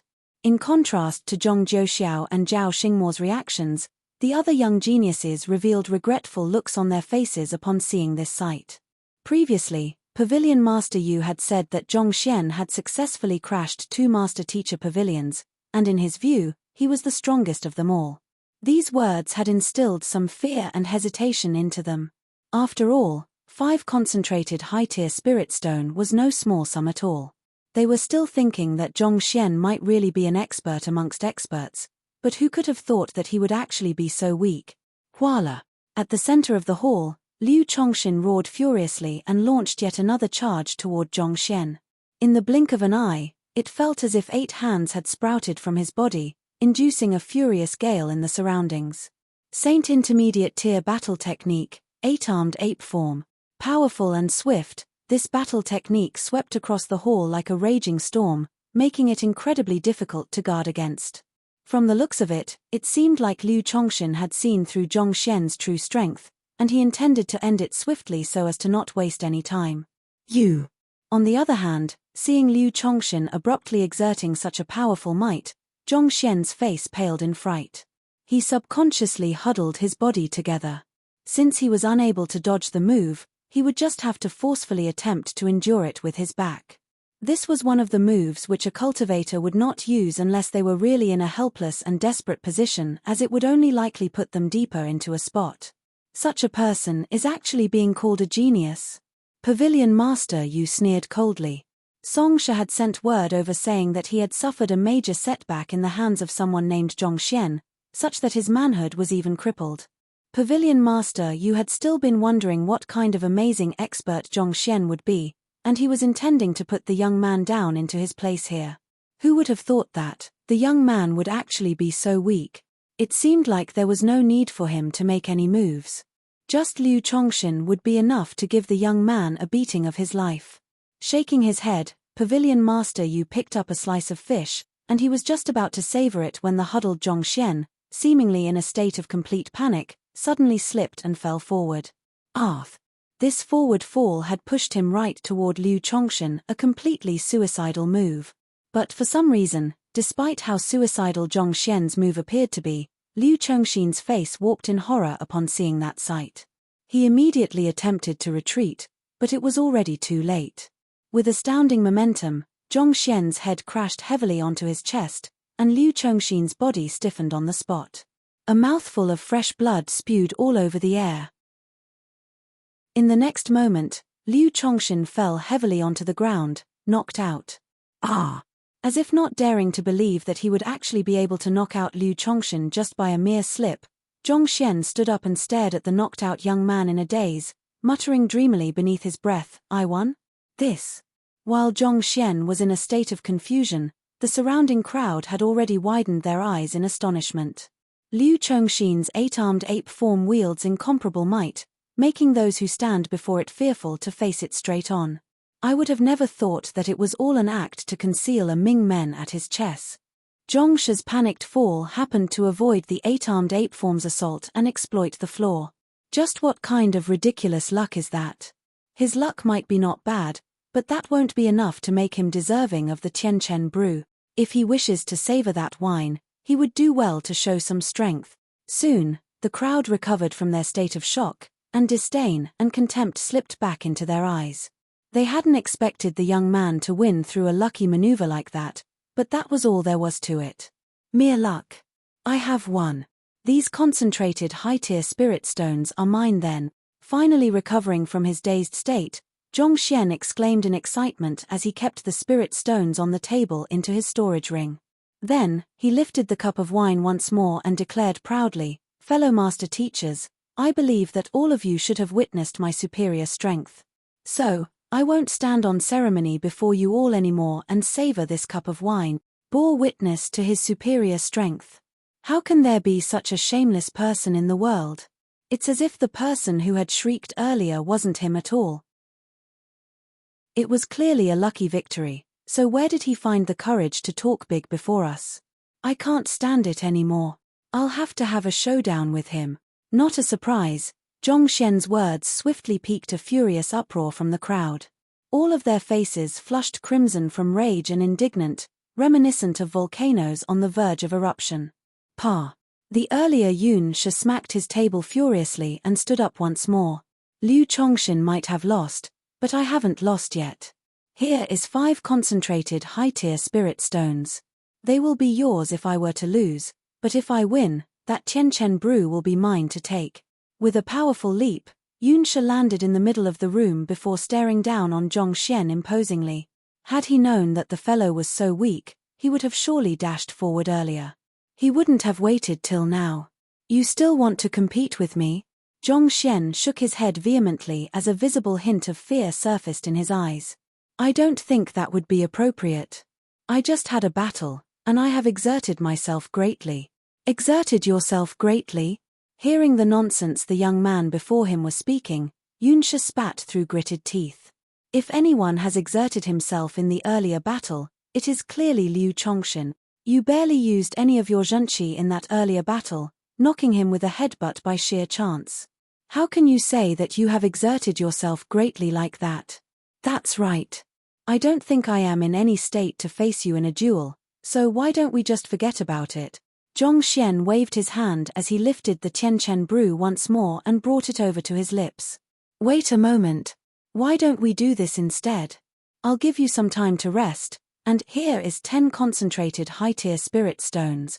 If I lose, they will for your taking. Otherwise, you will have to give the Tianchen brew to me. Seeing that Zhongxian was intending to back out, Yunsha quickly flicked his wrist, and 2 jade containers appeared in his hands. With a flick, they landed on the table not too far away. While doing so, Yunsha didn't forget his taunting, "Why? Are you scared now? Surely the man that pavilion master you is full of compliments for wouldn't be a coward, right?" This.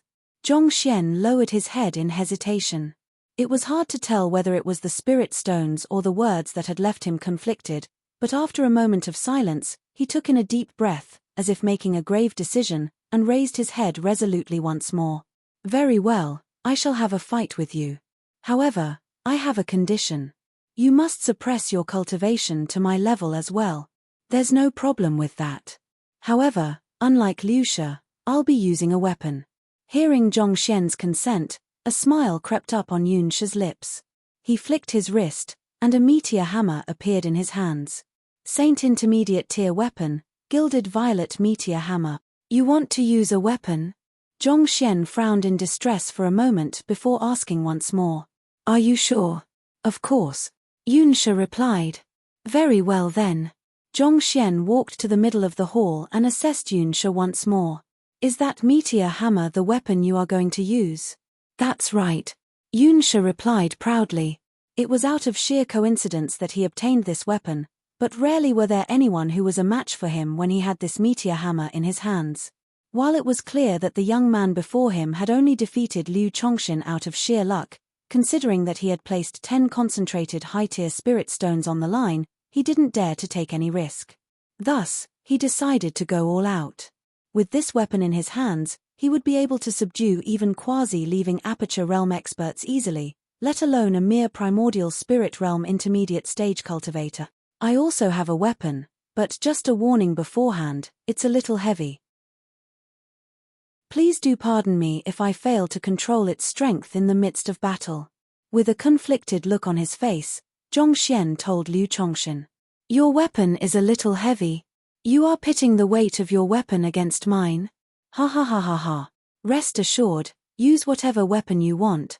It won't be fun if your weapon isn't heavy enough." Hearing those words, Yunsha burst into hearty laughter. "Is there something wrong with this fellow's head? I am using a meteor hammer. You want to compete with me on the heaviness of our weapons?" Regardless of whether he was faced against a sword, a saber, or a spear, a hammer from me would never fail to force any opponent into defeat. Yet, to compete with me in terms of heaviness. In the many fights I have been through, I have never seen a single weapon that is even heavier than mine. Since that's the case, let's begin then. With an apprehensive look, Zhongxian reluctantly nodded. "Show your weapon and allow me to have a look." Yunsha laughed heartily as he raised his meteor hammer in a battle position. Despite the lack of wind, the chain in between the two hammers rattled loudly, as if provoking the young man who dared stand before it. "But I have already shown you my weapon." Contrary to his expectations, the young man before him simply shrugged his shoulder nonchalantly before the imposing presence of his meteor hammers, uttering some incomprehensible words. Yunsha couldn't help but be taken aback. The young man's hands were completely empty, and there was not a single thing on him that came close to resembling a weapon.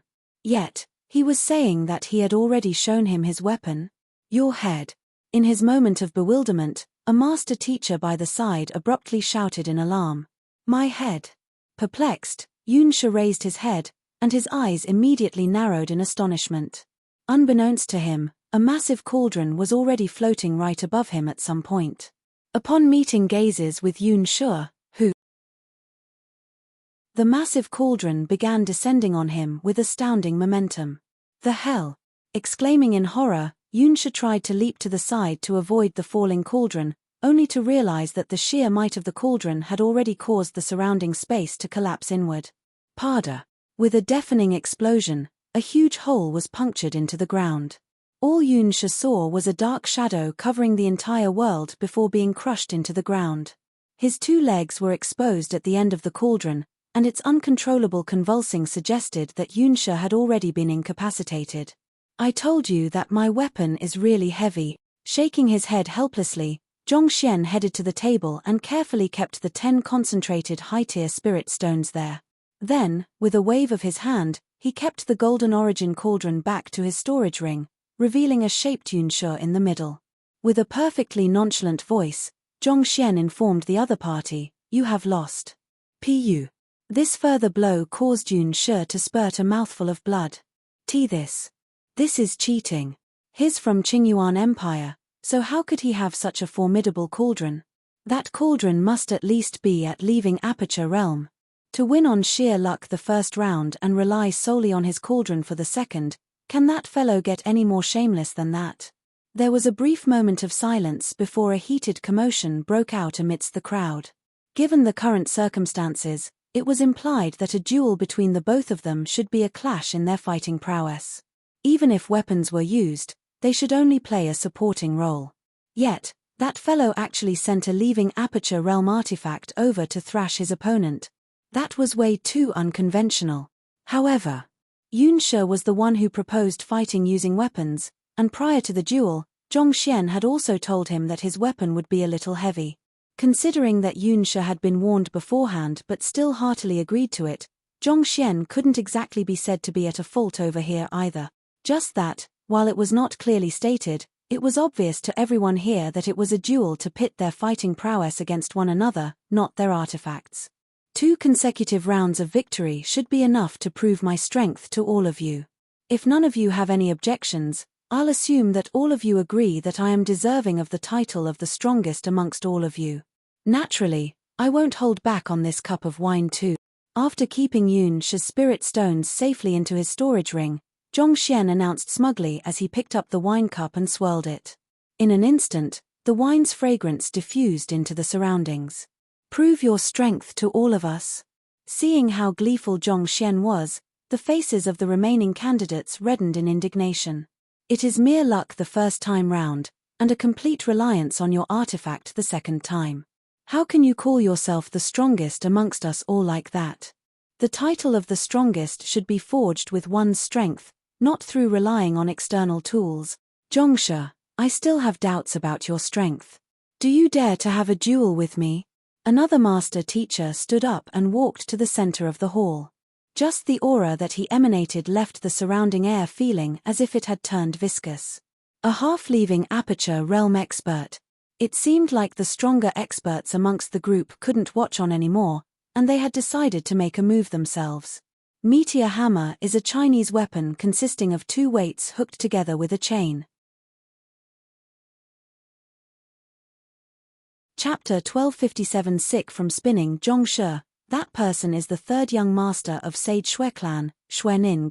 Upon catching a closer glimpse of the person who had just stepped forward, Zhong Zhouxiao hurriedly sent a telepathic message over to Zhongxian. "Shui clan? Yuan." Even though they are a Tier 3 Sage clan, their prowess is still one that shouldn't be underestimated. In terms of influence and power, they are on equal footing with Qianchong Empire. Zhong Zhouxiao continued. Even the weakest of the Sage clans would have a long heritage behind them, as well as a set of cultivation techniques suited for their bloodlines. Ordinary empires wouldn't come close to comparing to them. Even though this 3rd young master of the Shui clan was only at half-leaving Aperture Realm, his true fighting prowess could very well be on par with an average true leaving Aperture Realm expert. "Thanks for your reminder," Zhongxian replied Zhong Zhouxiao telepathically before lifting his gaze to look at Xuening. "You are interested in drinking the Tianchen brew too?" At this point, it isn't just for the Tianchen brew anymore. Xuening harumphed proudly. It might just be a cup of wine, but due to Pavilion Master Yu's proclamation of bestowing it upon the strongest of them all, the nature of this matter had changed altogether. It was now a matter of their dignity and honor as well. It would be one thing if Zhongxian was truly outstanding, but the 2 victories he had achieved were either by chance or through unacceptable means. Not to mention, that fellow's cultivation was only at primordial spirit realm intermediate stage only. If even that fellow was qualified to drink this cup of wine, which was to be bestowed to the strongest, what would this mean of the rest of them? "What do you want then?" Zhongxian asked warily. "The same as before. I'll take out 10 concentrated high-tier spirit stones to have a duel with you over the Tianchen brew." Xuening said. This. Zhongxian paused for a brief moment. I have just undergone 2 battles, and my zhenqi is nearly depleted at this point. Why don't we do this instead? If you are willing to take out 15 concentrated high-tier spirit stones, I'll accept your duel. Your zhenqi is nearly depleted.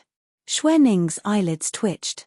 All you have done earlier was to toss a cauldron out to crush your opponent. Please explain to me how you have managed to deplete your zhenqi doing that. Fine. I'll take out 15 concentrated high-tier spirit stones then. Xuening could tell that the other party had a way with his words, and arguing with him would be pointless. Thus, he waved his hands majestically and accepted the deal. Judging from the strength and reaction speed which Zhongxian had displayed earlier on, it shouldn't be too difficult for him to achieve victory. Besides, there were close business ties between the Shui clan and Qianchong Empire, so 15 concentrated high-tier spirit stones were still a sum they could afford to lose. Very well. Zhongxian nodded. Will you be using any weapons? I won't be using any weapons, so you shouldn't use your cauldron either. Let's have a fair duel using our own strength. Xuening quickly replied. As confident as he was in his strength, he could tell that he stood no chance against the young man's cauldron at all. If they were going to compete with one another, the first thing he should do was to stop the other party from using his cauldron. This. Hearing that they were not to use any weapon, Zhongxian seemed to have become a little apprehensive. Those who wish to enter the sanctum of sages should possess individual fighting prowess worthy of doing so. Relying on external tools is just a temporary measure. It might help you right now, but it won't help you for life. Why? Are you afraid of having to fight a battle yourself? Noting Zhongxian's hesitance, Xuening mocked coldly. If that's the case, I advise you to put down the Tianchen brew and step down. Someone as cowardly as you isn't worthy of drinking it. Very well then. I guess it would only be fair for me to not use a weapon if you aren't using one. Seemingly cornered by Xuening's words, Zhongxian gritted his teeth forcefully in indignance before finally relenting. Let's start then. Xuening flicked his wrist and placed 3 jade containers filled with concentrated high-tier spirit stones on a table.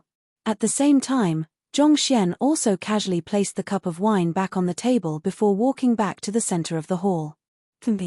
Without the slightest interest in wasting any more time on words, Xuening immediately stepped off from the spot, and his figure suddenly turned illusory as he dashed toward Zhongxian.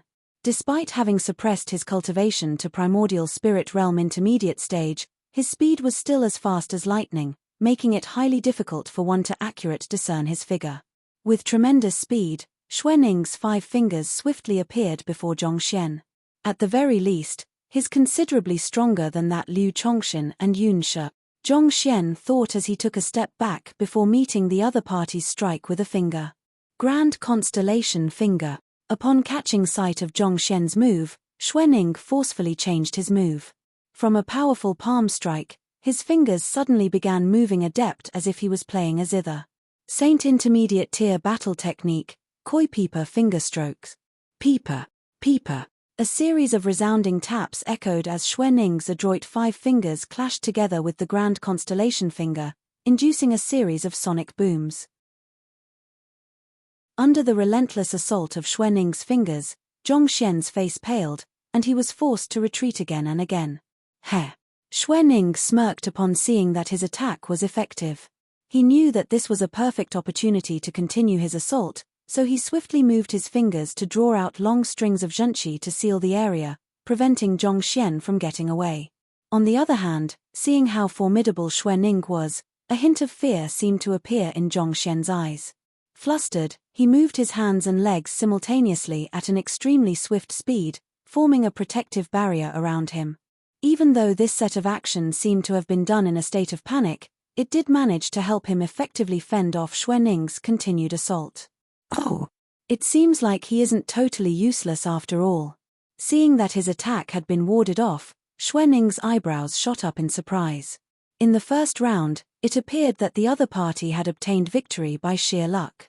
In the second round, the other party had relied completely on his artifact, not moving a single finger in the battle at all. As a result, in Xuening's eyes, Zhongxian was nothing more than a fake, a person who had earned his reputation through trickery and luck. However, this momentary encounter had made him realize that the other party's weakness could very well be feigned. In any case, one thing was for sure. The other party was definitely not as weak as he appeared to be. Nevertheless, an opponent who could only defend himself was still nowhere on par with him. Clenching his fingers into a fist, he gathered his full strength and launched a decisive blow toward Zhongxian. Saint Intermediate Tier Battle Technique, Contention of 100 Vessels. In terms of sheer might, this battle technique was above even that of Liu Chongxin's 8-armed ape form. Wasn't the other party's defense as resilient as a tortoise's shell? Fine then, he would just have to forcefully break it apart. Pa pa pa pa pa. Overwhelming might paired with incomparably swift movements, in the blink of an eye, Xuening had already released more than 100 punches. However, despite the immense might of his assault, he found that the young man's defense was even more formidable. Even after so many strikes, he found that he still was nowhere close to breaking apart the young man's tortoise shell. That fellow sure is scheming. Despite being considerably strong himself, he intentionally feigned weakness in order to get us to challenge him and earn our spirit stones. However, no matter how tough his defense is, it won't be sufficient to bring him victory. He might have withstood the barrage of punches from third young Master Xue, but is bound to take significant damage in the midst of doing so. At this point, it had become apparent to the others in the room that Zhongxian wasn't as easy as they had initially thought him out to be too. As elites amongst the master teachers, they might have been tricked the first 2 times Zhongxian feigned weakness, but if they still couldn't tell this much by the 3rd time, they would really be unworthy of their titles as geniuses. But while they realized that Zhongxian wasn't as weak as they had initially thought, they didn't think that he would be too strong either. Otherwise, he wouldn't have allowed himself to force into a state where he could only sustain his defense, unable to counterattack at all. As the old adage preached, a sustained defense is bound to lead to defeat. At this rate, it was just a matter of time before Zhongxian caved in. Third young Master Xue's Zhenqi capacity is really no joke. For him, 100 punches is nothing but a warm-up. Let's see how long that lad can keep up his defenses for. I had a battle with third young Master Xue once, and the weight of his punches will only grow stronger throughout the course of the battle. While that lad over there isn't too bad himself, it is nigh impossible for him to win against third young Master Xue. Amidst the crowd, 2 of the young geniuses remarked. At quasi-leaving Aperture Realm, these 2 young geniuses were the few stronger ones amidst the crowd, so naturally, their words held more weight and credibility. Xuening's strength might be nothing compared to them, but amidst the 33 candidates participating in the secondary selection, he could definitely be considered as one of the stronger ones. Given his strength, it was hard to believe that a primordial spirit realm intermediate stage nobody from Qingyuan Empire would be able to defeat him. The battle proceeded on for some time, and another quasi-leaving Aperture Realm cultivator remarked, Xuening's punches are growing faster and faster. On the field, Xuening was utilizing a particularly bizarre movement technique which made his movements seem reminiscent of an intangible specter. At one moment, he would be at Zhongxian's left, and in the next moment, he would suddenly appear at the right. While flitting around Zhongxian, his punches never stopped, causing a rampaging shockwave to diffuse into the surroundings and raise a powerful gale. Xuening's movements were so fast that just looking at it was giddying. He's actually still able to defend against that. This offense continued for quite a while, but despite seeming as if a weak candle flame in the midst of a raging storm, about to be extinguished at any moment, Zhongxian still managed to withstand every wave of attack each time, not exposing the slightest opening for Xuening's punches to slip through. Even if he's able to defend against that, he's bound to reach his limits very soon. Frowning, one of the quasi-leaving Aperture Realm young genius who spoke up earlier remarked once more.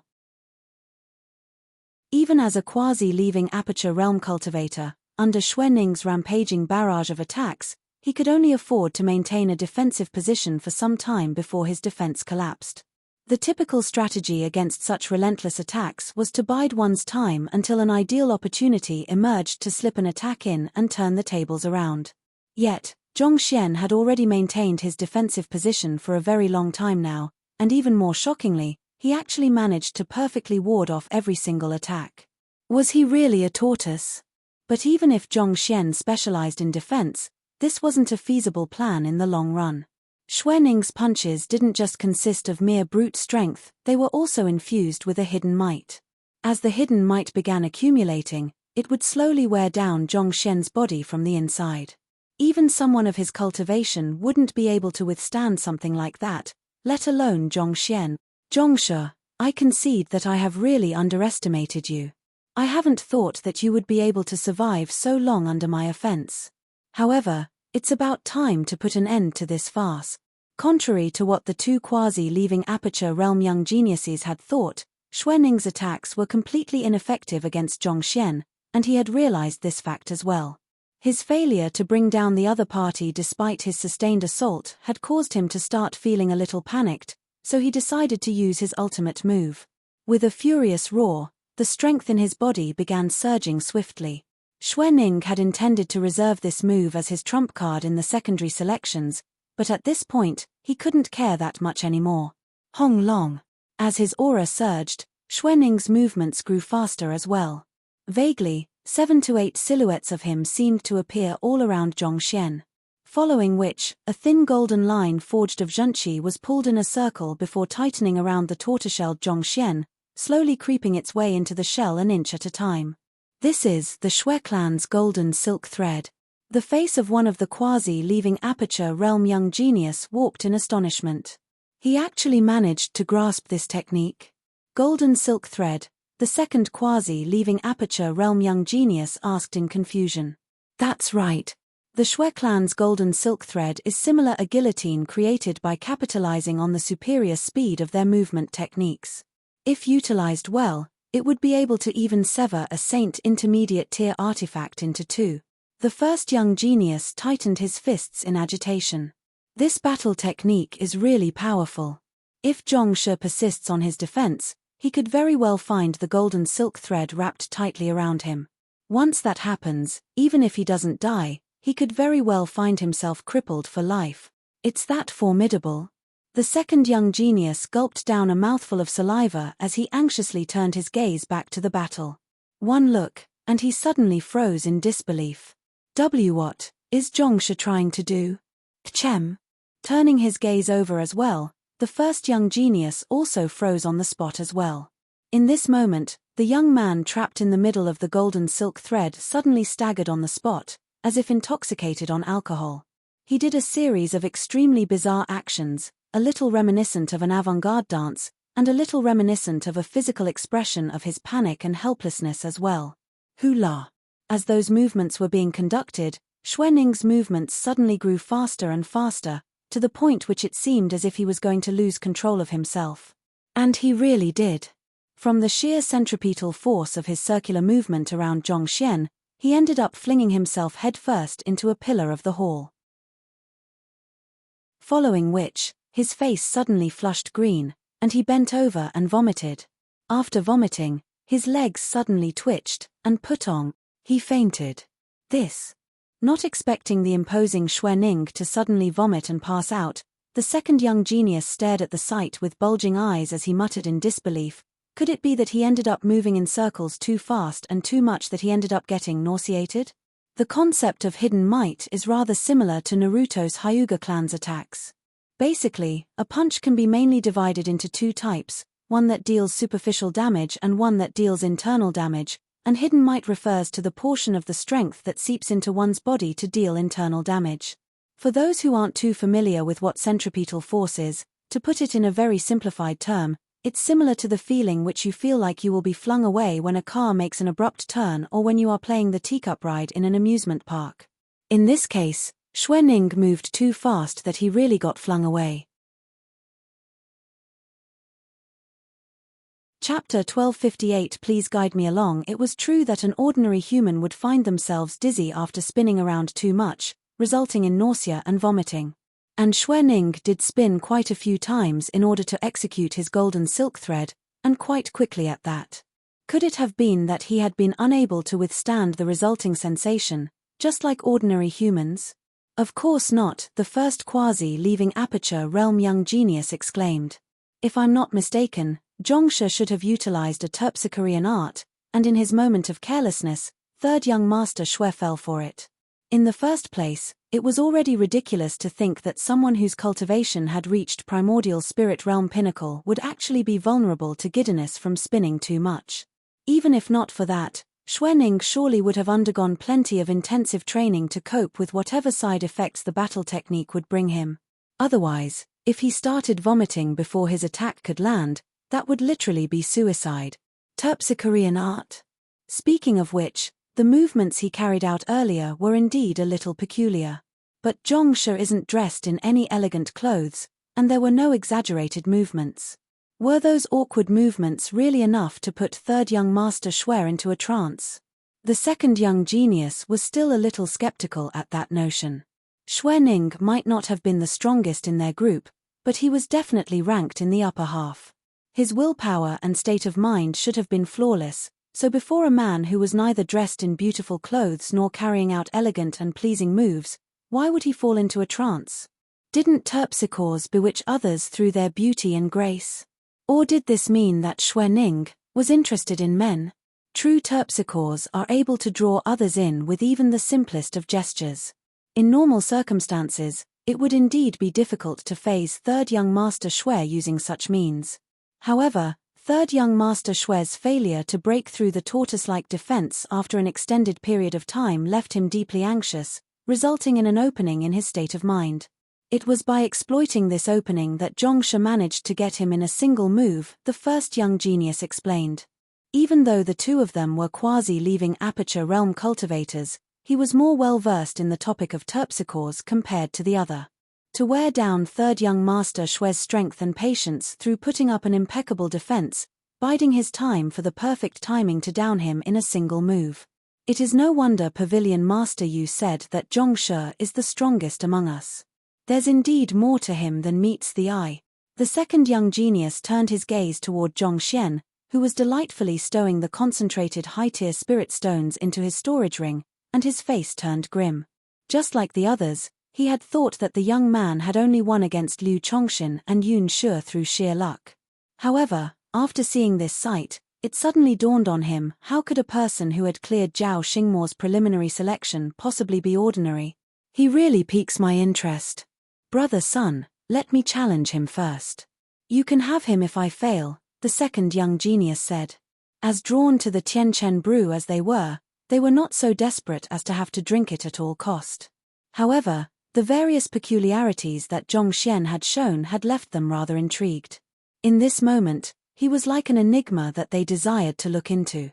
Our fighting prowess is roughly equal. If you can't defeat him, there's no point in me going up there and embarrassing myself. The first young genius shook his head. Nevertheless, he still offered some pointers. During the battle with him, remember to propose a fight without weapons. Also, make sure to firm your state of mind. Don't grant him any openings to use his terpsichorean art. UN. The second young genius nodded. Following which, he stood up and clasped his fist. Zhongshe, I am Ma Minghai from the Chenchong Empire. Please guide me along. Zhongxian was still feeling deeply thankful to Pavilion Master Yu for granting him this precious opportunity to earn so many concentrated high-tier spirit stones when he suddenly heard a voice. Turning to the young man who had just stood up, he asked, You want to challenge me, too? That's right. Ma Minghai smiled. Will you accept my challenge? I won't, Zhongxian replied as he sat back down on his seat. Ma Minghai nearly fell to the ground after hearing those words. That is not how the script was supposed to go. Even if you don't want to accept my challenge, do you have to be so smug about it? A little choked up within, Ma Minghai gritted his teeth and offered, I'm willing to offer 15 concentrated spirit stones as my stake for the battle. I have exerted myself too much earlier. I'm too exhausted to fight anymore. 20. I can't offer you any more Ma Minghai clenched his fists tightly. However, before he could finish his words, the young man had suddenly materialized back in the middle of the hall. He flung his sleeves grandly, assuming the disposition of an unworldly expert. You should have said so earlier. I have already recovered from my exertion, so let's start now. Ma Minghai was so stifled that he nearly failed to catch his breath. Shameless people, he had seen plenty of them in his life, But the young man before him was really in a whole different class. Just to up the stakes, he would use the same blatant lie again and again. Incorrigible. At that moment, Ma Minghai suddenly heard a voice in his ears. Don't be affected by him. He's intentionally provoking you to affect your state of mind. It was from the earlier brother Sun. A glint flashed across Ma Minghai's eyes, and he nodded in agreement. If not for brother Sun's reminder, he might have lost sight of himself there. It seemed like the clash between them had already begun, even before the battle itself. Taking a deep breath, Ma Minghai calmed his state of mind back to its unperturbed state before flicking his wrist to take out 20 concentrated high-tier spirit stones. With one quick movement, the jade containers storing the spirit stones flew straight toward Zhongxian's table. After which, he leaped to the center of the hall and raised his hand politely. I'll be in your care. I'll be in your care, too. Zhongxian nodded. Boom. Without wasting any time on words, Ma Minghai swiftly suppressed his cultivation to primordial spirit realm intermediate stage, and with a resounding burst of zhenqi flowing through his meridians, he dashed forward. Unlike the previous few opponents whom Zhongxian had faced, Ma Minghai's movements were simple and concise. There was no elegance or complexity in his moves, only ferocity and brutish violence. Yet, it was such an offense that was extraordinarily difficult to cope with. A single lapse in attention could very well result in severe injuries. Not bad. Zhongxian complimented. As expected of a genius from the Chenchong Empire, this Ma Minghai was not a person to be underestimated. In the previous few battles, Zhongxian had not used his full strength at all. Nevertheless, it seemed like his opponent had still noticed that something was amiss, so he had given up all attempts at testing him out, using his strongest moves from the start so as to gain control of the flow of the battle. Under his relentless suppression, it would leave very few gaps for Zhongxian to attempt anything. Nevertheless, in face of the ferocious offense, Zhongxian calmly drove his zhenqi and flicked his palm. In an instant, it felt as if a river had appeared between the two of them. Zhongxian had not used spatial seal, utilizing just his zhenqi. Even though it was less than a tenth of his true strength, the palm strike still harnessed strength that no ordinary primordial spirit realm cultivator would have been able to withstand. The awoken Liu Chongxin saw the sight before him, and he gulped fearfully. Previously, he had thought that Zhongxian had only defeated him by sheer luck, and he had been filled with indignation at his defeat. But after seeing this, he realized that if the young man were to get serious on him, just this move would be more than enough to defeat him. Good move. Exclaiming in excitement, Ma Minghai focused his sword intent into his forefinger and sliced it downward. Sila. A burst of sword qi surged forward, and the river forged of zhenqi was instantaneously sliced in two. What formidable sword intent!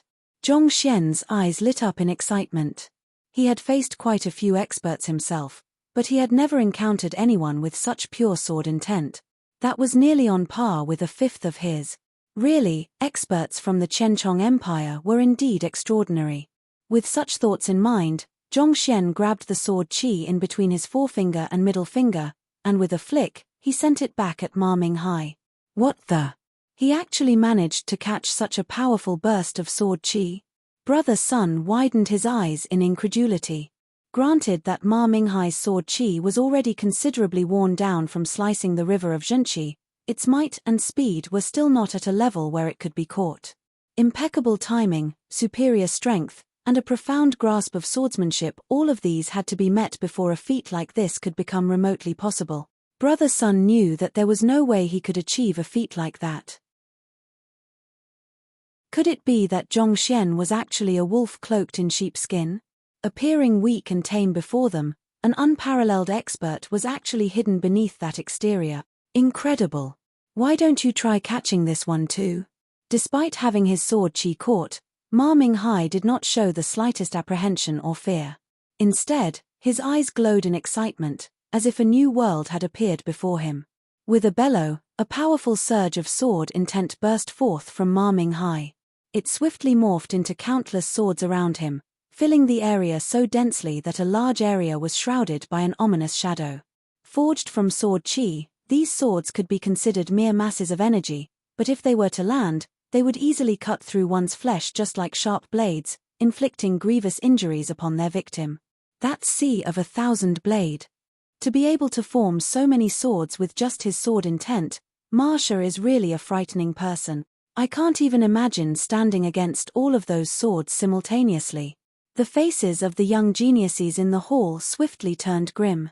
Due to the presence of the Sword Lagoon in the Chenchong Empire, most of their experts had a profound mastery of swordsmanship.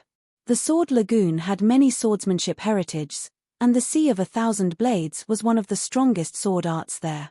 It was impossible for any cultivator to defend themselves from the simultaneous assault of so many blade. Just like the rest of the crowd, Zhongxian was also a little startled by the emergence of countless swords around Ma Minghai. To be able to form so many surges of sword qi around him in the blink of an eye, Ma Minghai was indubitably a powerful adversary. While the other party was still a long distance away from matching up to him, against Zheng Yang, Wang Ying, Liu Yang. Fine, at least Sun Qiong would not have been a match for him in a battle at the same cultivation realm. Standing before the imposing array of swords, a slight smile crept onto Zhongxian's lips. Instead of attempting any evasive maneuvers, he opened his mouth and inhaled deeply. Voila! The countless swords immediately converged together into Zhongxian's mouth. Jeji! Jeji! Before anyone could process what was going on, the imposing array of swords was swallowed into Zhongxian's stomach. The faces of the surrounding crowd paled.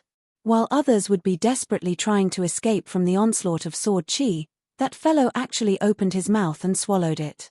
However, that was not the end of the shock yet. Here, I'll return them to you.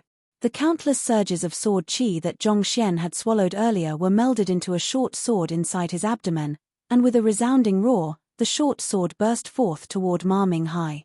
Along the trajectory of its movement, the short sword swiftly grew longer, reaching a length of a zhong before it stopped growing. Even before reaching its target, the incomparably sharp aura that it emanated already left a sharp pain in the eyes of onlookers. Not expecting such a move from Zhongxian, Ma Minghai's face paled. Understanding the deep peril that he was in, he unhesitatingly released the seal of his cultivation, and his aura quickly rose. Pang!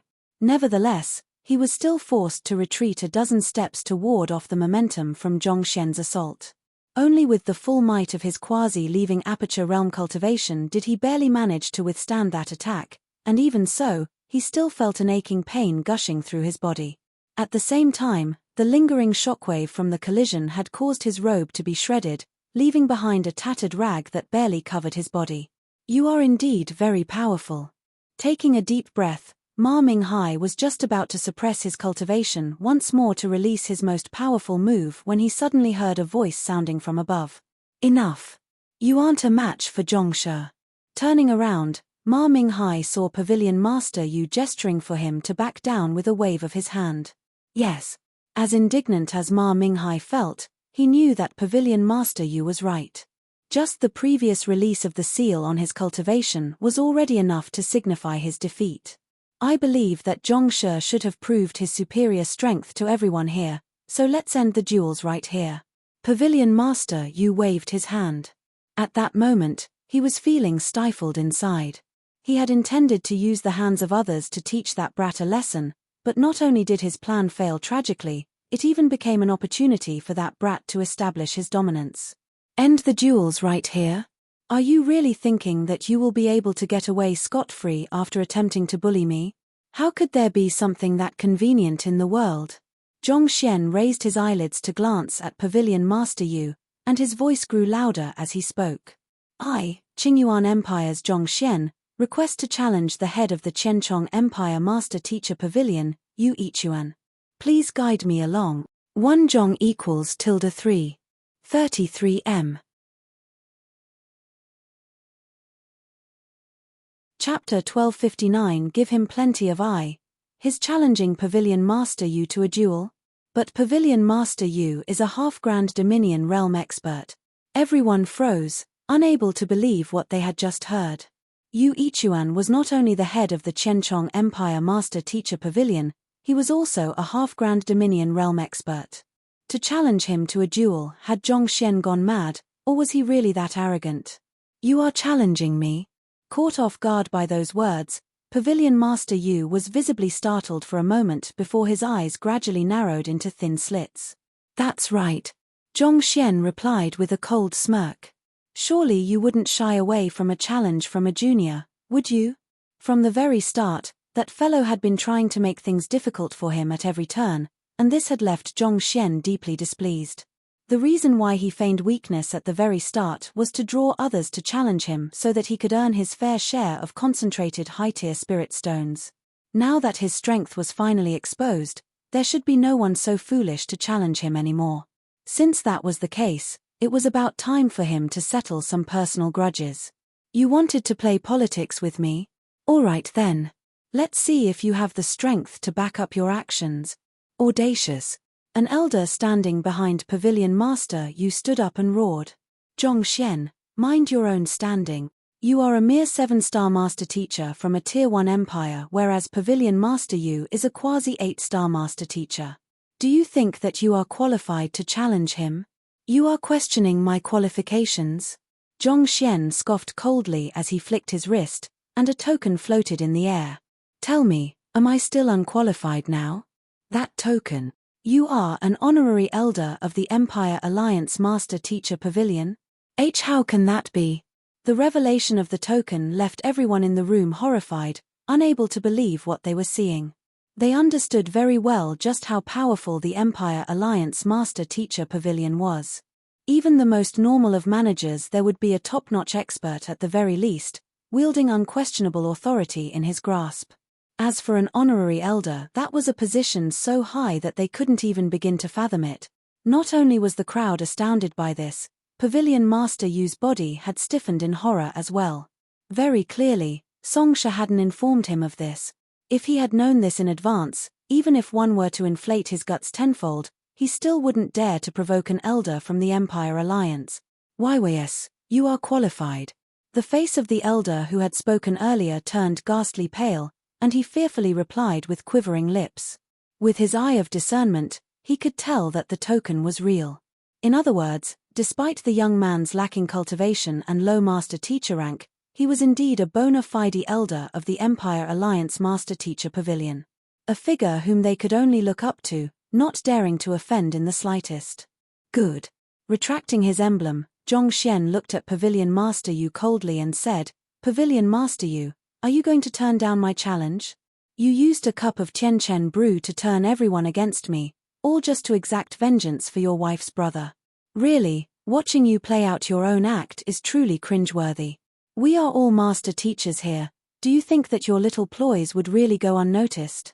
Are you going to coward out after you have provoked me, an elder of the Empire Alliance Master Teacher Pavilion? This. Exact vengeance. Does anyone know what's going on? I arrived earlier, so I heard some news. It appears that there are some problems in the Qingyuan Empire Master Teacher Pavilion, so Pavilion Master Yu sent his wife's brother to deal with the matter. However, the latter failed to resolve the issue properly, abusing his authority even, so he ended up being crippled, and is currently awaiting punishment from the Empire Alliance Master Teacher Pavilion as well. There's such a matter. That explains why there's something weird about Pavilion Master Yu's behavior today. Hearing up to this point, there was no one else in the room who didn't know what was going on. They turned to look at Pavilion Master Yu once more, but this time, the nature of their gazes was very different. They had thought that Pavilion Master Yu was an impartial and magnanimous person, and his personal charisma had also won them over for a while. However, from the looks of it now, it seemed like he was nothing more than a hypocrite. To manipulate them to deal with Zhongxian, doing in his enemy without soiling his hand, Pavilion Master Yu sure knew how to play politics.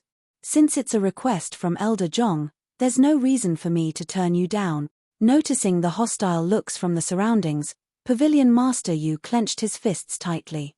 At this point, he knew that he couldn't back out of this matter anymore. Those in this room wouldn't allow him to retreat with his hands clean. Voila! Pavilion Master Yu got to his feet and walked forward before stopping at the center of the hall. With a soft chuckle, he said, Elder Zhong, you are an honorary elder of the Empire Alliance, a person of extraordinary standing. It's an honor to have a duel with you, as well as a great learning experience.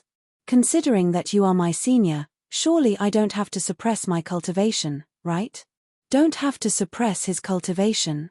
Pavilion Master Yu means to fight against Zhongshe with his half-grand Dominion Realm cultivation? But Zhongshe is only at Primordial Spirit Realm intermediate stage.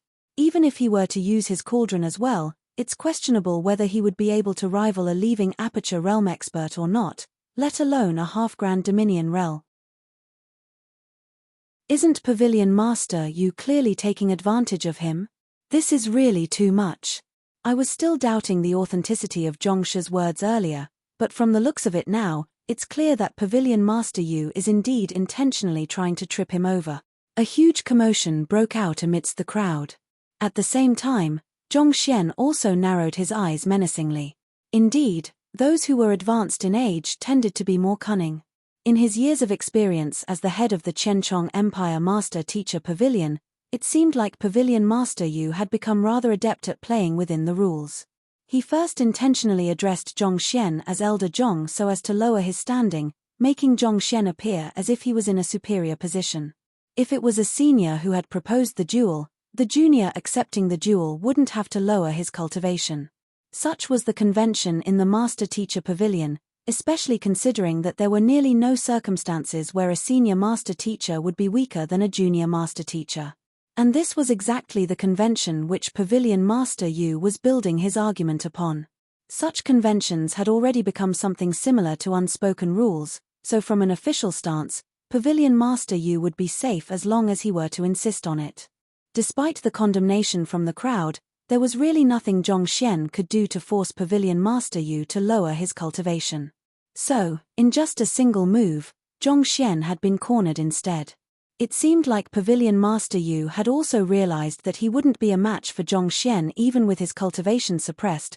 That was why he disregarded his reputation to propose something like this. Sure.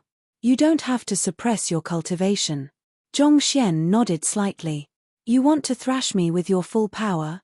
Sure, let's see if you have enough teeth for me to knock out. From the point where I started my journey here from Tianqian Kingdom, those who had attempted to do me in had all either suffered tragic fates or ended up becoming my student. I'll be thanking Elder Zhong for your kind guidance then. Pavilion Master Yu chuckled politely, but the sharp glint that flickered across his eyes showed a very different story. As he stretched his body slightly, a domineering aura burst forth from his body, reminiscent of a massive dragon soaring into the clouds. At half-grand Dominion Realm, Pavilion Master Yu's cultivation had already surpassed that of the other vicious. With just a grasp of his hand, the surrounding space suddenly seemed to freeze on the spot, preventing anyone from making a move. Hula! After driving his aura to its strongest, Pavilion Master Yu flicked his wrist and whipped out a sword. He drove his zhenqi into the sword, and a resounding metallic call echoed from it. With just one look, it was apparent that the sword was of superior tier, Saint Intermediate tier at the very minimum. A weapon of such caliber, paired with Pavilion Master Yu's cultivation and profound grasp of swordsmanship. There was no doubt that he was one of the strongest enemies that Zhongxian had encountered so far. Pavilion Master Yu has even taken out his sword. He's clearly trying to quell Zhongshe. Well, given that Pavilion Master Yu was exposed and challenged in public, it's a given that he would want to vie his dignity back. It seems like Zhongshe is in a really dangerous position then. The crowd frowned upon seeing this sight. Pavilion Master Yu was already a difficult adversary even without a sword, and now that he was equipped with one, it seemed unlikely for anyone beneath Grand Dominion Realm to be able to match him. Since you took out your weapon, can I take that to mean that you wish to have a clash of weapons with me? Zhongxian asked calmly. Pavilion Master Yu nodded. My specialty happens to be swordsmanship, so naturally, I hope to receive Elder Zhong's pointers in that aspect. Since you have wielded a weapon, I won't hold back either then. Zhongxian stated nonchalantly. Elder Zhong, feel free. Pavilion Master Yu replied with an impeccably polite smile. He had seen Zhongxian's cauldron, and with his eye of discernment, he had gauged its fighting prowess to be roughly on par with leaving Aperture Realm advanced stage cultivators. Naturally, to a half-grand Dominion Realm expert like him, that cauldron wouldn't pose any threat at all. Very well then. Zhongxian nodded slowly. Then, he flicked his wrist. Voila! More than 100 puppets suddenly appeared in the middle of the hall. These were the puppets forged he had obtained from Vicious Back at the marshlands of the Northern Meadows. As these puppets were forged from the hands of celestial designers, they didn't carry the aura of otherworldly demons. As such, there was no problem with Zhongxian using them in public. "These are my weapons," Zhongxian replied calmly. "You guys, Pavilion Master Yu over there seeks your guidance. Make sure to give him plenty of it." Yes. These puppets had all submitted to Zhongxian, so upon hearing his order, they immediately roared furiously before charging at Pavilion Master Yu. While their cultivations were only at leaving Aperture Realm Intermediate stage to Advanced stage, lower than the half-grand Dominion Realm Pavilion Master Yu, the issue lay in that there were more than 100 of them. Watching as the 100 puppets charged toward him, Pavilion Master Yu suddenly felt as if someone had opened the gates of hell and let the demons loose on him. Pavilion Master Yu could have never dreamed that Zhongxian would have so many powerful puppets in his possession, and his face immediately warped in horror. He immediately flicked his sword to fend off the first incoming puppet, but in the next moment, 2 fists were already on their way to striking his back. Before he could even turn around, more punches and kicks were already on their way to him from all different directions. To make things worse, they were all accurately aimed for his blind spots. It was as if those puppets knew the openings in his swordsmanship in advance, and they were exploiting them intentionally. It's a collaborative formation from the Combat Master Hall, and it seems like someone is guiding them too. Pavilion Master Yu's body stiffened at the realization. If these puppets were to attack randomly, with his half-grand Dominion realm cultivation, even though it was still likely to end in his loss, at least his defeat wouldn't have been too tragic. However, that was clearly not the situation now. Somehow, it seemed like Zhongxian knew where all of his openings were, and he was getting the puppets to attack him while cooperative with one another impeccably through using one of the most profound collaborative formation of the Combat Master Hall. Things were really dangerous for him then, and as expected, after trading a few blows, the puppet still remained completely unhurt whereas he was already covered with wounds. Peng peng peng peng. As the battle went on, the number of blows that Pavilion Master Yu received increased swiftly. From time to time, there would even be a kick landing squarely on his face. By 10 minutes, his eyes were already swollen to the point where he had to squint to barely see what was before him. As powerful as he was, there was no way he could withstand the simultaneous assault of more than 100 leaving Aperture Realm Combat Master level fighting prowess puppet. If only I knew this would happen, I would have never proposed using weapons. In this moment, Pavilion Master Yu really wanted to cry. It was just a moment ago which he deeply believed that as long as he didn't suppress his cultivation, he would be able to destroy Zhongxian easily. Who in the world was to know that that fellow would have so many puppets in his possession?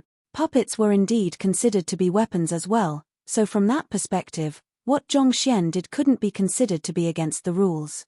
But what that had left him even more frustrated was how leisurely he had told the young man to feel free previously. The young man sure had taken his words at face value. This. On the other hand, the rest of the crowd gulped down a mouthful of saliva as they watched the sight before them fearfully. It was really fortunate that they didn't propose to have a duel using weapons after the precedents with the cauldron, or else even if all of them were to go at him simultaneously, their forces would still be utterly devastated. "Jiaoshe, please, save Pavilion Master Yu." Seeing how pitiful Pavilion Master Yu was being pummeled, the elder who had spoken earlier quickly turned to Zhao Xingmo and pleaded desperately. Zhao Xingmo shot a nonchalant glance at Pavilion Master Yu as he casually picked up a piece of fatty meat and placed it into his mouth. After chewing and swallowing the piece of meat slowly, he calmly replied, "Pavilion Master Yu has agreed to the duel, and he was the one to set the rules too. I don't think that there's anything I can do to help him. After witnessing everything with my own eyes, why should I bother helping someone like you Ichuan? If a student from the Sanctum of Sages couldn't even stand up for himself after being bullied, he would be better of living a humble life as an ordinary master teacher. Besides, that fellow didn't even hesitate to beat me up either. Why should I sacrifice myself to save you? Pavilion Master Yu." Seeing that Zhao Xingmo was reluctant to make a move, The elder could only panic helplessly by the side. By this moment, Pavilion Master Yu was already lying feebly on the ground. His face was filled with footprints, and blood spouted out from his mouth as his body convulsed uncontrollably. Chapter 1260 Gambling with Your Life. After 10 minutes of pummeling, it had already come to a point where it seemed like Pavilion Master Yu would lose his life if the puppets continued hitting him. Thus, Zhongxian could only reluctantly order his puppets to stop. After stowing his puppets away, Zhongxian placed his finger on Pavilion Master Yu's runzhong to wake him. Then, looking at the latter earnestly, he asked, "Pavilion Master Yu, you have used a weapon in the battle, so I used mine as well. It was a fair duel, so you should have no disagreements with the conclusion, right?" A fair duel? Blood spouted from Pavilion Master Yu's mouth once more. To send more than 100 puppets to pummel the individual me, can that still be considered as a fair duel? If Pavilion Master Yu has any objections with the conclusion, I don't mind having a match with you right now without using any weapons, Zhongxian replied. I fought 4 battles earlier without any rest, whereas you have only fought 1. Such will be advantageous to you, but considering that you are my junior, I'll make an exception just this once. Pu. Pavilion Master Yu spouted blood once more. You weren't even injured in the 4 matches you fought, whereas I am clearly on the verge of death, unable to move at all. How the heck am I supposed to battle with you? Pavilion Master Yu, can I take your silence as consent? Since that's the case, I guess I'll just have to reluctantly accompany you for a duel then.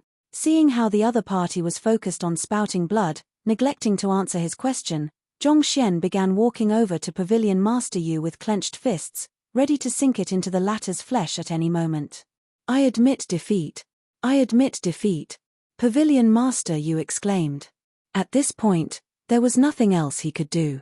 He was clearly unfit for battle in his current state, so if the duel continued, he could very well lose his life.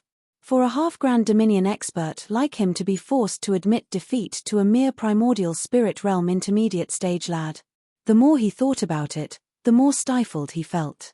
It's all that bastard Song Xian's fault. Pavilion Master Yu thought with gritted teeth. Had Song Xian not misreported the information, he would not have been pummeled so badly.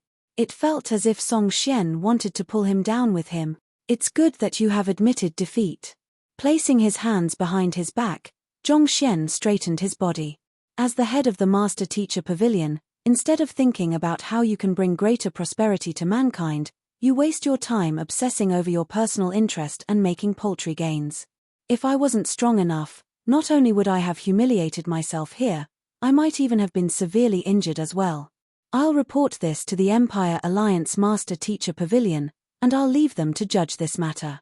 Pavilion Master Yu had exploited his position in order to settle his personal grudges. In the first place, the punishment that Song Xian had received was justified, and yet, due to his personal ties, Pavilion Master Yu still attempted to exact vengeance on him. Just the lack of magnanimity he had displayed this far was already enough to show that he was not worthy of being the head of a Master Teacher Pavilion. Pavilion Master Yu's face paled. Zhongxian was an honorary elder of the Empire Alliance Master Teacher Pavilion. These words were more than enough to end his career as the head of the Chenchong Empire Master Teacher Pavilion.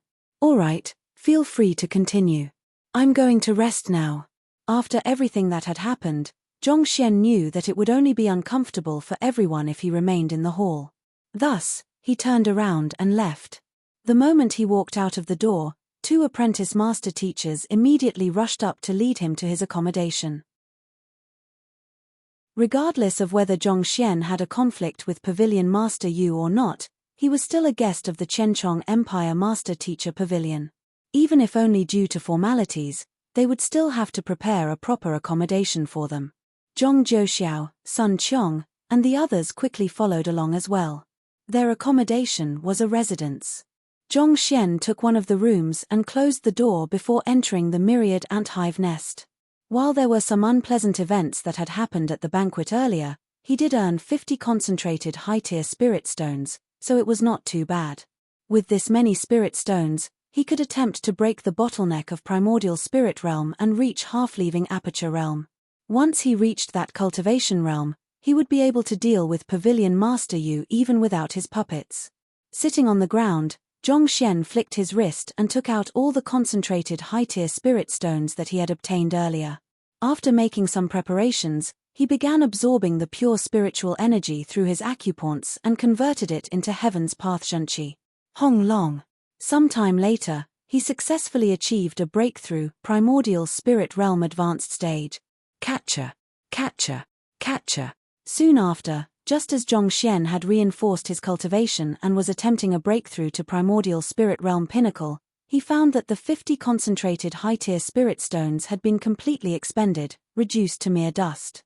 Zhongxian could not help but shake his head. The effectiveness of concentrated high-tier spirit stones is falling along with the advancement in my cultivation. Back when he achieved a breakthrough to primordial spirit realm, he had already noticed that the effectiveness of concentrated high-tier spirit stones was starting to dip. Nevertheless, he had thought that 50 of them should at least suffice for him to reach primordial spirit realm pinnacle. However, in the end, it was only enough for him to raise his cultivation by one stage. It seemed like he would have to find some way to acquire higher-tier spirit stones if he wished to achieve breakthroughs swiftly. I should go out and take a look around. Seeing that there was no way he could cultivate on, Zhongxian sighed deeply as he left the myriad ant-hive nest and walked out of his room. Young master. Upon seeing Zhongxian, Sun Qiong and Zhong Zhouxiao immediately walked over and greeted him. Zhouxiao, are you familiar with Chenchong City? I need someone to take me around. I want to check if there's any place where I can exchange for or earn concentrated high-tier spirit stones, Zhongxian said. I came to Chenchong City 3 years ago, so I am quite familiar with the city. Is Zhongshe in urgent need of spirit stones? Zhong Zhouxiao asked, slightly perplexed by Zhongxian's question. Did the other party not just earn 50 pieces at the banquet? Was it insufficient for his use? Yuan Zhongxian nodded, not explaining anything much. If he told the other party that he needed more spirit stones because he had already expended those that he had earned during the banquet, there was a chance that the other party might have been shocked to death. In any case, it was a risk not worth taking. How many do you need? Zhong Zhouxiao asked. As many as possible. Zhongxian roughly estimated. It would be best if there's around 300 or so. Based on his current consumption of spirit stones, in order to reach primordial spirit realm pinnacle, he would require at least 100 more. Furthermore, his soul cultivation was only at Saint Tu Dan, and to raise it to primordial spirit realm pinnacle as well would require roughly another 200. 300. Zhong Zhouxiao's lips twitched. You need so many of them. It won't be easy to find that many even in Chenchong City. While Chenchong City did have a spirit mine that produced concentrated high-tier spirit stone, it was far from becoming a common commodity in the city. Only the strongest of powers in Chenchong City would have the connections and wealth to obtain that many concentrated high-tier spirit stones. Zhong Zhouxiao pondered for a moment. Currently, I only know of 3 places that will have that many concentrated high-tier spirit stones. First, the Master Teacher Pavilion, which is here. Second, the Chenchong royal family. Third, the black market that I told you about earlier. How could I have forgotten the Master Teacher Pavilion? Zhongxian was taken aback for a moment before he slapped his forehead. Indeed. Considering how even those individual master teachers were able to take out 10 to 20 of them easily, it should not have been too difficult for the Master Teacher Pavilion to take out 300 of them. Should I go look for Pavilion Master Yu and have him take out those spirit stones? Zhongxian stroked his chin as he pondered. A moment later, he shook his head. Better not. I have just beaten him up, and it would be bad for my reputation if I continued pummeling him. If he extorted spirit stones out of Pavilion Master Yu right after pummeling him to a state of half-death, it would have seemed as if he was taking advantage of the weak, and it would have reflected badly on him. No matter what, he still had his image and standing to uphold. If he extorted spirit stones from Pavilion Master Yu like that, he would have been no different from a street thug. The Master Teacher Pavilion is out for the moment then. As for the Chenchong royal family, I don't have any ties with them, so that's probably unfeasible, too. After a moment of contemplation, Zhongxian said, "Where is the black market you spoke of? If I don't have anything to exchange for concentrated high-tier spirit stones, is there any way I can earn some there?" "The black market is just outside of Chenchong City," Zhong Zhouxiao replied. "The fastest way you can earn concentrated high-tier spirit stone if you have nothing to trade for them would probably be gambling." "Gambling? Yuan, gambling with your life?" Zhong Zhouxiao nodded. "The black market has something known as the Ring of Death. A victory in the Ring of Death will earn one a high-tier spirit stone, 2 consecutive victories 2 high-tier spirit stones, 3 consecutive victories 3 high-tier spirit stone, so on and so forth. But of course, that is only spare change. The big money lies in what comes later on. By winning 10 consecutive matches, one will have earned the title of Conqueror of 10, and that grants one the opportunity to clash with the other Conquerors of 10. There will be many people putting their bets on those matches, and if one plays it right, it's possible to strike a windfall. But to be honest, those who were able to become Conquerors of 10 are all nigh invincible existences in their own class. There's no doubt that great wealth lies there, but the slightest misstep could spell one's death. Every year, countless experts are brutally killed in the ring." "I see." Zhongxian nodded as his eyes grew brighter and brighter. He was confident that he would not lose to anyone in the same cultivation realm, so if he became a Conqueror of 10 and clashed with the others, wouldn't he be able to learn lots of money swiftly? Seeing through Zhongxian's thoughts, Zhong Zhouxiao advised, "Zhongshe, you are indeed extremely powerful in your power class, but I think it would still be best for you to steer clear of the Ring of Death." Intrigued, Zhongxian asked, "Why?" Zhong Zhouxiao should have been fully aware of his strength, and yet, to still ask him to steer clear of the Ring of Death, could it mean that he had encountered cultivators who were even stronger than him in the Ring of Death? Other than the usage of excessively powerful artifacts, the Ring of Death has basically no rules whatsoever. Usage of poison, hidden weapons, trickery. Such means are all fair game. Putting everything aside, it's unlikely for even the powerful combat masters to last till the 10th round. At this point, a bitter smile crept on Zhong Zhouxiao's face before he said, "I also visited the Ring of Death out of curiosity back then, but in the 5th match, I was defeated." In view of their standing, there were many means that a master teacher wouldn't be able to use in a battle. On the other hand, the fighters in the Ring of Death were those who underwent life-and-death battles every single day. They had no qualms resorting to whatever means they could think of, as long as it would aid them in slaying the opponent before them. "You were defeated by the 5th match?" "That's right. The 10 victories required to become the Conqueror of 10 must not only be consecutive but continuous as well. In other words, you have to remain on the stage and fight 10 opponents without any rest in between. While the opponent chosen for each match is selected by random, they typically grow stronger and stronger. Furthermore, each of them have different specialties. Some are adept in physical assault, some are more skilled in soul arts, and some are masters of mystical arts, making it extremely difficult to guard against them. The reason I was defeated is due to exhaustion piling up, and the fellow in the 5th match took advantage of that well," Zhong Zhouxiao explained. "Take me over to take a look," Zhongxian said. To be plunged into a life-and-death battle one after another was indubitably a great challenge on one's mind and body. But to Zhongxian, it was really nothing at all. "Does Zhongshe really want to go?" Seeing how the other party was still insisting on it after all he had said, Zhong Zhouxiao shook his head and sighed. "If you find yourself in danger, it would be best for you to admit defeat quickly." "Don't worry," Zhongxian said confidently. If he could earn spirit stones just by fighting matches one after another, just as Zhong Zhouxiao said, he should be able to easily earn enough to shut down the entire black market. Just the thought of it left his heart trembling in excitement. Runzhong is a traditional Chinese medicine term that refers to the curved area between one's nose and mouth.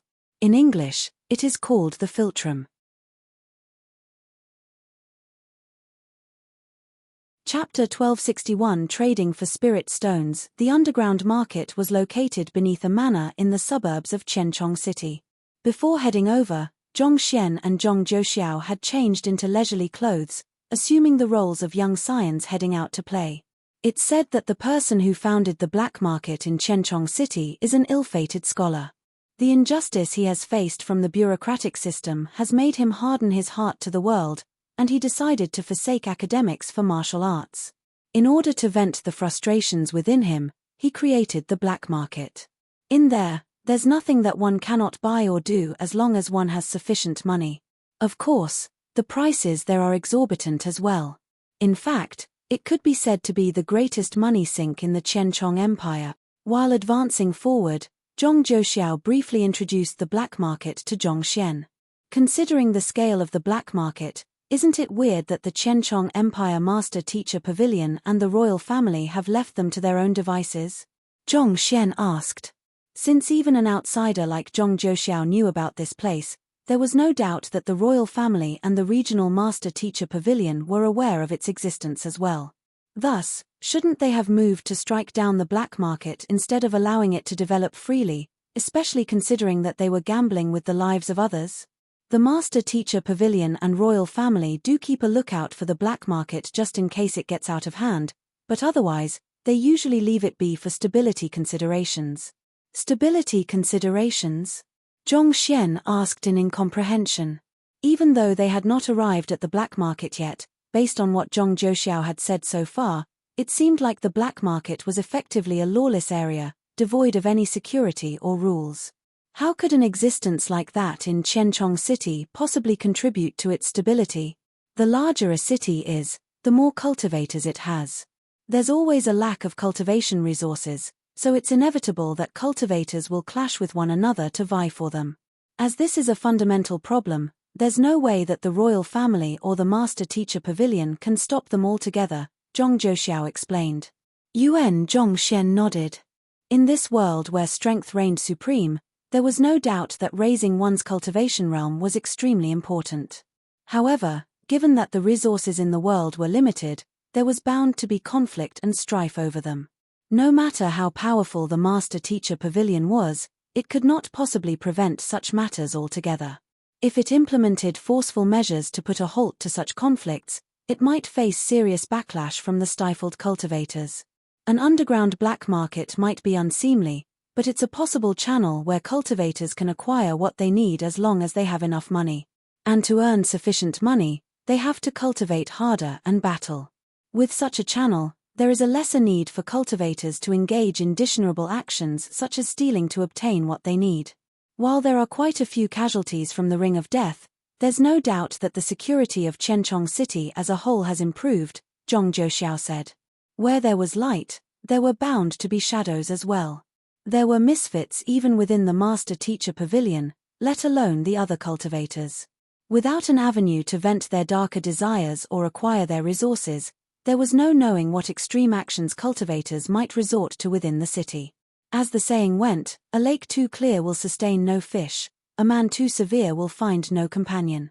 The existence of a black market was unlawful and should have been frowned on, but if it could reduce crime rates in the city, there would be a meaning to its existence as well. Take his previous life for example, there was a certain occupation that was banned in several countries. But despite the authorities knowing where the people of that occupation operated, they still allowed its existence. It was not that they could not shut it down, but the occupation served its own role in society. It satisfied the needs of others, and through doing so, it reduced crime rates in that aspect. If they really eradicated it altogether, that would potentially pose a challenge to the security of the society. Such was the same for the Qianchong Empire's black market as well. It was unlawful on the surface, but its existence could prevent societal problems from arising in the city. In view of that, the royal family eventually chose to look the other way when it came to their operations. As for the Master Teacher Pavilion, as long as there was no grievous injustice being dealt and the matter would not harm mankind in general, it usually would not interfere. After all, its manpower was limited. Thinking back, it was likely that Hongyuan City, Qingyuan City, and the other capitals should also have had such a place. It was just that Zhongxian had been too preoccupied with other matters, and he had never stayed too long in each city either. Just as Zhongxian was in the midst of his thoughts, Zhong Zhouxiao said, "All right, we have arrived." Raising his head, Zhongxian saw a massive manor right before him. Before they could walk into the manor, two middle-aged men stood in their path and demanded, "Token." Surprisingly, they were both primordial spirit realm experts, and they emanated a powerful killing aura. With just a look, it was clear that they were veterans who had killed many enemies in battle. Zhong Xian flicked his wrist and passed an object over. A middle-aged man took the object and examined it closely before passing 2 black cloths over, gesturing for them to cover their eyes. Following Zhong Zhouxiao's lead, Zhong Xian wrapped the black cloth around his eyes, and he realized that not only did it hinder his sight, even his spiritual perception was impeded, preventing him from clearly perceiving his surroundings. Under the lead of the 2 middle-aged men, they walked for roughly 10 minutes before the cloth around their eyes was finally loosened. A massive mall came into sight. There was a huge crowd milling about, and they extended all the way to the horizon. Even though they were underground, the brilliant glow of the night illumination pearls had the entire area brightly lit as if it was day. Blinking in wonder, Zhong Xian began scanning his surroundings. He had been to plenty of trading halls, markets, and malls, and even though the scale of the mall before him was not too big, the items that were on display were truly astounding. Walking past the various vendors, Zhong Xian's eyes narrowed in astonishment. Is that the black gold crystal ore? It's actually on sale here. The black gold crystal ore was a treasure that Wu Yangzi had left behind in his heritage. It was known to be extremely rare, such that it could not even be found anywhere in Qingyuan City. Yet, in this black market, it was actually placed on public display. Despite seeing all of this with his own eyes, Zhong Xian still found it difficult to accept. Noticing Zhong Xian's expression, Zhong Zhouxiao chuckled softly. Even though the black gold crystal ore is rare, it isn't completely unobtainable. It isn't that surprising for it to be on sale here. He had also been like that the first time he entered the black market, hardly daring to believe the treasures that were being sold so casually around him. However, after seeing more of it, he had gradually grown used to it. Cultivation technique manuals, Saint intermediate tier artifacts, intelligence. As expected of a black market, they really have everything here, Zhong Xian remarked in awe as they walked along the street. It was really as if everything was on sale there, regardless of whether the item was lawful or unlawful. Upon seeing a store that sold cultivation technique manuals, Zhong Xian stopped and asked, "Are there a half-leaving aperture realm and leaving aperture realm cultivation techniques here?" "We do. Depending of the tier of the cultivation technique manual, we will charge different prices," the elder watching the store replied lazily. The black market also had its own guards to maintain security. As such, the vendors did not fear that their good would be snatched.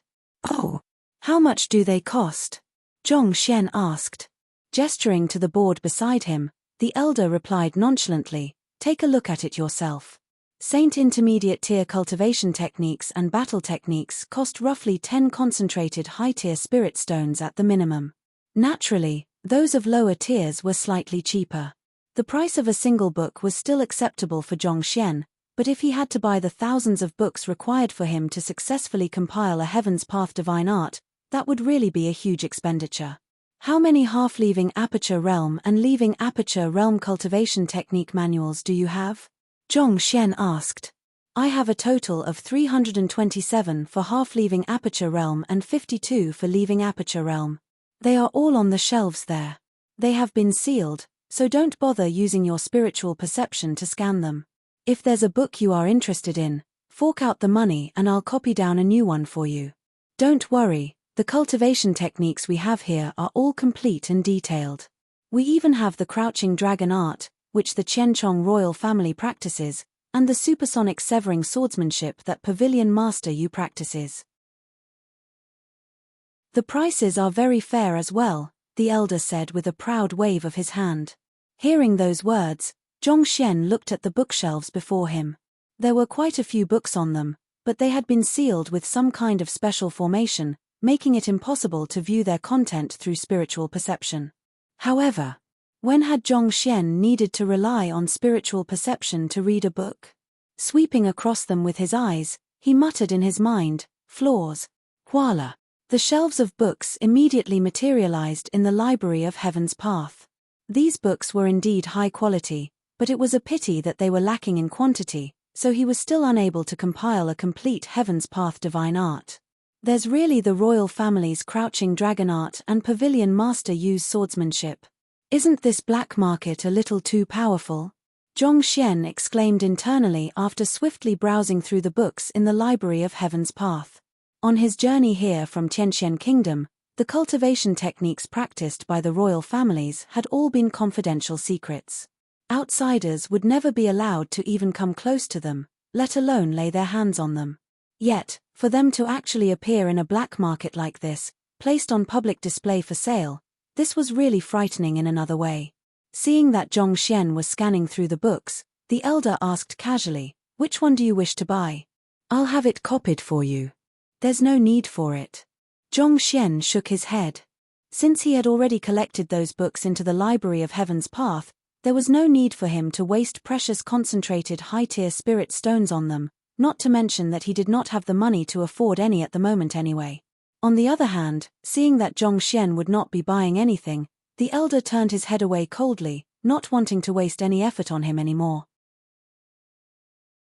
There were plenty of people who would ask him for the prices of his cultivation technique manuals just to put on a show despite not having the money to afford them. He was already used to it. After leaving the book vendor, Zhong Xian continued proceeding ahead. There were really all kinds of valuable treasures on sales, and even grade 7 pinnacle pills could be found here and there. Zhong Jiuxiao pointed to the area ahead of him and said, "Zhongshe, the shop up ahead is the place where one can trade items for concentrated high-tier spirit stones. If you have some spare high-tier spirit stones or other miscellaneous artifacts, you can have them exchanged for concentrated high-tier spirit stones. However, the prices will be pushed down, so you might not get a good exchange rate." Turning his gaze over, Zhong Xian saw a store with a long and narrow reception. There were 2 attendants on wait there, and there were hardly any customers to be seen.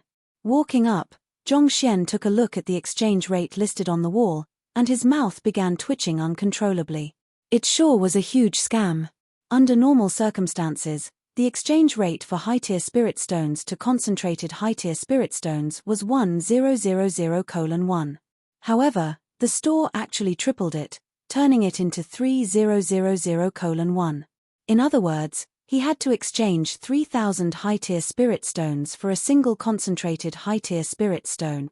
Most cultivators would pretty much have to bankrupt themselves just to trade for a single concentrated high-tier spirit stone here. At the same time, the average price for primordial spirit realm pinnacle saint intermediate tier artifacts would be around 10 concentrated high-tier spirit stones, but over here, it was only worth 3. Even leaving aperture realm saint intermediate tier artifacts were only worth 6.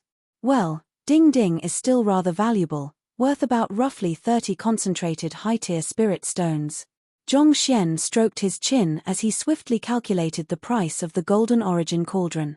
Even though plundering the 10 great kings and Qingtian emperor and the sales of the cloud mist flower had earned him a fair sum, all in all, that only added up to roughly 60,000 high-tier spirit stones. In order to raise his soul cultivation, he had expended quite a number of them, so he only had roughly 40,000 of them left at the moment. In other words, he could only trade for 10 concentrated high-tier spirit stones in this store. That did not even come close to the value of his Ding Ding. Zhong Xian pondered hard for a moment before eventually shaking his head. "Forget it, that fellow has been rather loyal to me, so I can't really sell it." Sighing deeply, Zhong Xian walked up to the attendant. "I want to trade for concentrated high-tier spirit stones." "How many do you need?" the attendant asked nonchalantly. "How many can I trade all of this for?" Hong Long. With a loud boom, a huge bunch of high-tier spirit stones, weapons, medicinal herbs, ores, and the like fell to the ground, raising a cloud of dust in the area. "So many items." The attendant rose to his feet in astonishment. This is a saying usually used as a philosophy toward governance. Basically, what it means that a rule too authoritative could result in a backlash from the populace. If you were to impose all kinds of lofty ideals and strict rules upon the populace, even if out of goodwill, it's unlikely that the common populace will be able to accept it. Sometimes, it might be good to leave some grayness between the black and white, as well as to leave some space for others to breathe.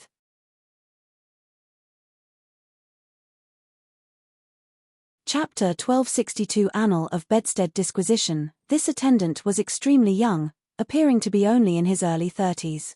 His cultivation was only at half saint as well. He did not think much when Zhongxian first approached him, but upon seeing the countless items on the ground, his eyes widened in agitation.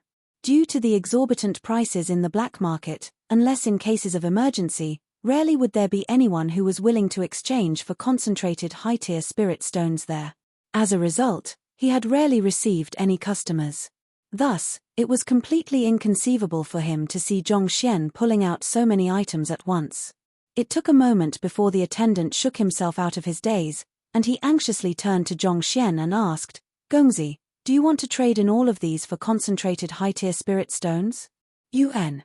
Zhongxian nodded. He had taken most of these items from the Qingtian lineage and the Qingyuan royal family. In the past, they could still have been considered valuable resources to him, but after his cultivation reached primordial spirit realm, they were no longer useful to him. Rather than taking up space, he was better off trading them for something that could be used to raise his cultivation further. "All right. I'll have the appraiser come over right now." Knowing that an invaluable customer was standing before him, the attendant dared not show the slightest disrespect to Zhongxian. He quickly rushed into the store, and before long, he returned with an elder behind him. After swiftly assessing the items, the elder turned to Zhongxian and said, "All in all, your items can be traded for 113 concentrated high-tier spirit stones. Here's the receipt, please take a look." However, Zhongxian waved his hand and said, "There's no need for that. Bring me the spirit stones." He had tabulated the total cost earlier as well, and his calculations were roughly in line with the final price the elder had mentioned. The elder nodded. "Very well. Bring me the spirit stones." The attendant quickly rushed back into the store before returning with a storage ring in hand. Taking the storage ring, Zhongxian quickly took a look inside. 113 concentrated high-tier spirit stones, no more no less. Gongzi, by trading 100 concentrated high-tier spirit stone at our store, you have already automatically become an esteemed guest of our market. It happens that we have an auction tonight that is only open to esteemed guests, so I would like to extend an invitation over to you as well. Smiling, the elder passed over a token that represented Zhongxian's identity as an esteemed guest of the market. To trade in so many concentrated high-tier spirit stones at once, Zhongxian could already be considered a huge customer of the black market, qualifying him to become an esteemed guest. Auction. Zhongxian pondered for a moment before shaking his head. For the time being, I'm not really interested in attending any auctions. What he was lacking the most at the moment was spirit stones. Everything aside from that was not of much use. Gongzi, please don't reject my offer so quickly. Perhaps, you might change your mind after hearing my introduction of the auction tonight, the elder replied with a confident smile. Oh. In the auction tonight, there will be 2 leaving Aperture Realm Saint intermediate tier artifacts and a quasi-grade 8 pill that can fully restore the strength of a leaving Aperture Realm cultivator within 3 seconds, making it a miracle pill for clearing one's leaving Aperture ordeal, the elder said proudly. The leaving Aperture ordeal was a battle against the power of the heavens. Just the slightest weakness in the midst of the ordeal could spell the utter annihilation of one's body and soul. In view of the risks, many cultivators would spend huge sums of money to purchase quasi-grade 8 pills that would allow them to swiftly regain their strength. This would ensure that their strength would not be depleted in the midst of facing the lightning tribulation, thus enhancing their chances of clearing it. Of course, such pills were extremely expensive as well. The average cultivator would never be able to afford their exorbitant prices. It's fine. Zhongxian shook his head. After cultivating the Saint Ascension Decipher, Zhongxian's Zhenqi capacity could be said to be nearly boundless compared to ordinary cultivators. As such, the effects of those quasi-grade 8 pills on him were truly insignificant. As for Saint-tier artifacts, he already had the Golden Origin Cauldron and his army of puppets. Why should he waste his money on purchasing others? With a light chuckle, the elder said, "If Gongzi is uninterested in those, there's one thing that you might be interested in." "Oh?" Zhongxian asked. "Annal of Bedstead Disquisition," the elder said. "Annal of Bedstead Disquisition?" Zhongxian frowned. When Sage Luo passed by this area, the head of the Qianchong Empire Master Teacher Pavilion back then, Pavilion Master Yang, specially visited him to pay respects to him. Seeing that Sage Luo was resting, he stood perfectly still on the spot for 3 days straight, resulting in a huge heap of snow covering his entire body. In view of his sincerity, Sage Luo began lecturing Pavilion Master Yang while seated on his bedstead. According to historical records, the sight then was truly phenomenal. Countless celestial flowers descended from the sky, and golden lotuses bloomed from the ground. Origin energy surged into the surroundings, and even the heavens seemed to rattle from his teachings. Pavilion Master Yang recorded the teachings that Sage Luo imparted to him back then in a book and passed it down to the later generations, and that book is known as the Annal of Bedstead Disquisition, the elder explained. Sage Luo? Zhong Xian frowned. UN. The old ancestor of Sage Luo clan, Luo Tianyun, the elder replied with a nod. According to the rumors, there are some secrets concerning the Luo clan's cultivation technique hidden within the annal, and if one studies it diligently, it will advance one's understanding of space significantly. However, the annal went missing at some point in time, and for many years, no one was able to find it. It was only recently that someone coincidentally discovered it, and passing through many hands, it eventually found its way into our market. Hearing the explanation, Zhong Xian's eyebrows shot up. In truth, he had no interest in the Annal of Bedstead Disquisition. However, hearing that it had some ties with the Luo clan, he could not help but feel a little moved. If he could uncover the secrets of the Luo clan's cultivation technique through the Annal of Bedstead Disquisition, this might very well add to his bargaining power against the Luo clan when he sought Luo Ruoxin in the future. Zhong Xian pondered for a moment before asking, "May I know roughly how much the Annal of Bedstead Disquisition is likely to be sold at?" If he could get a rough estimate of the price of the artifact, he would at least have a rough target as to how much concentrated high-tier spirit stones he would have to earn. Even though he had just exchanged for more than 100 concentrated high-tier spirit stones, there was no doubt that this sum would be far from sufficient for him to buy something as valuable as the Annal of Bedstead Disquisition. While the Annal of Bedstead Disquisition was not written by Sage Luo himself, it does contain the essence of his teachings. Even if only a tenth of the original conception is harnessed in the text, there's no doubt that it's an unparalleled treasure to primordial spirit realm and leaving aperture realm cultivators. As such, even I can't say for sure how much it'll be sold for. However, the starting bid is 500 concentrated high-tier spirit stones, so I reckon the auctioning price will be 1,000 at the very minimum. Gongzi, if you wish to purchase the Annal of Bedstead Disquisition, you should quickly gather your concentrated high-tier spirit stones, the elder advised. Due to Zhong Xian's earlier action of whipping out countless valuables, the elder was already convinced that the young man was a wealthy scion. If that was the case, it would not have been too difficult for him to fork out a few hundred or even a few thousand concentrated high-tier spirit stones. All right. Zhong Xian nodded. Help me reserve a seat. I'll make some preparations first. I'll rush back later when the auction starts. Seeing that there was some time until night fell, Zhong Xian decided to head to the Ring of Death first to see if he could rake in 1,000 concentrated high-tier spirit stones.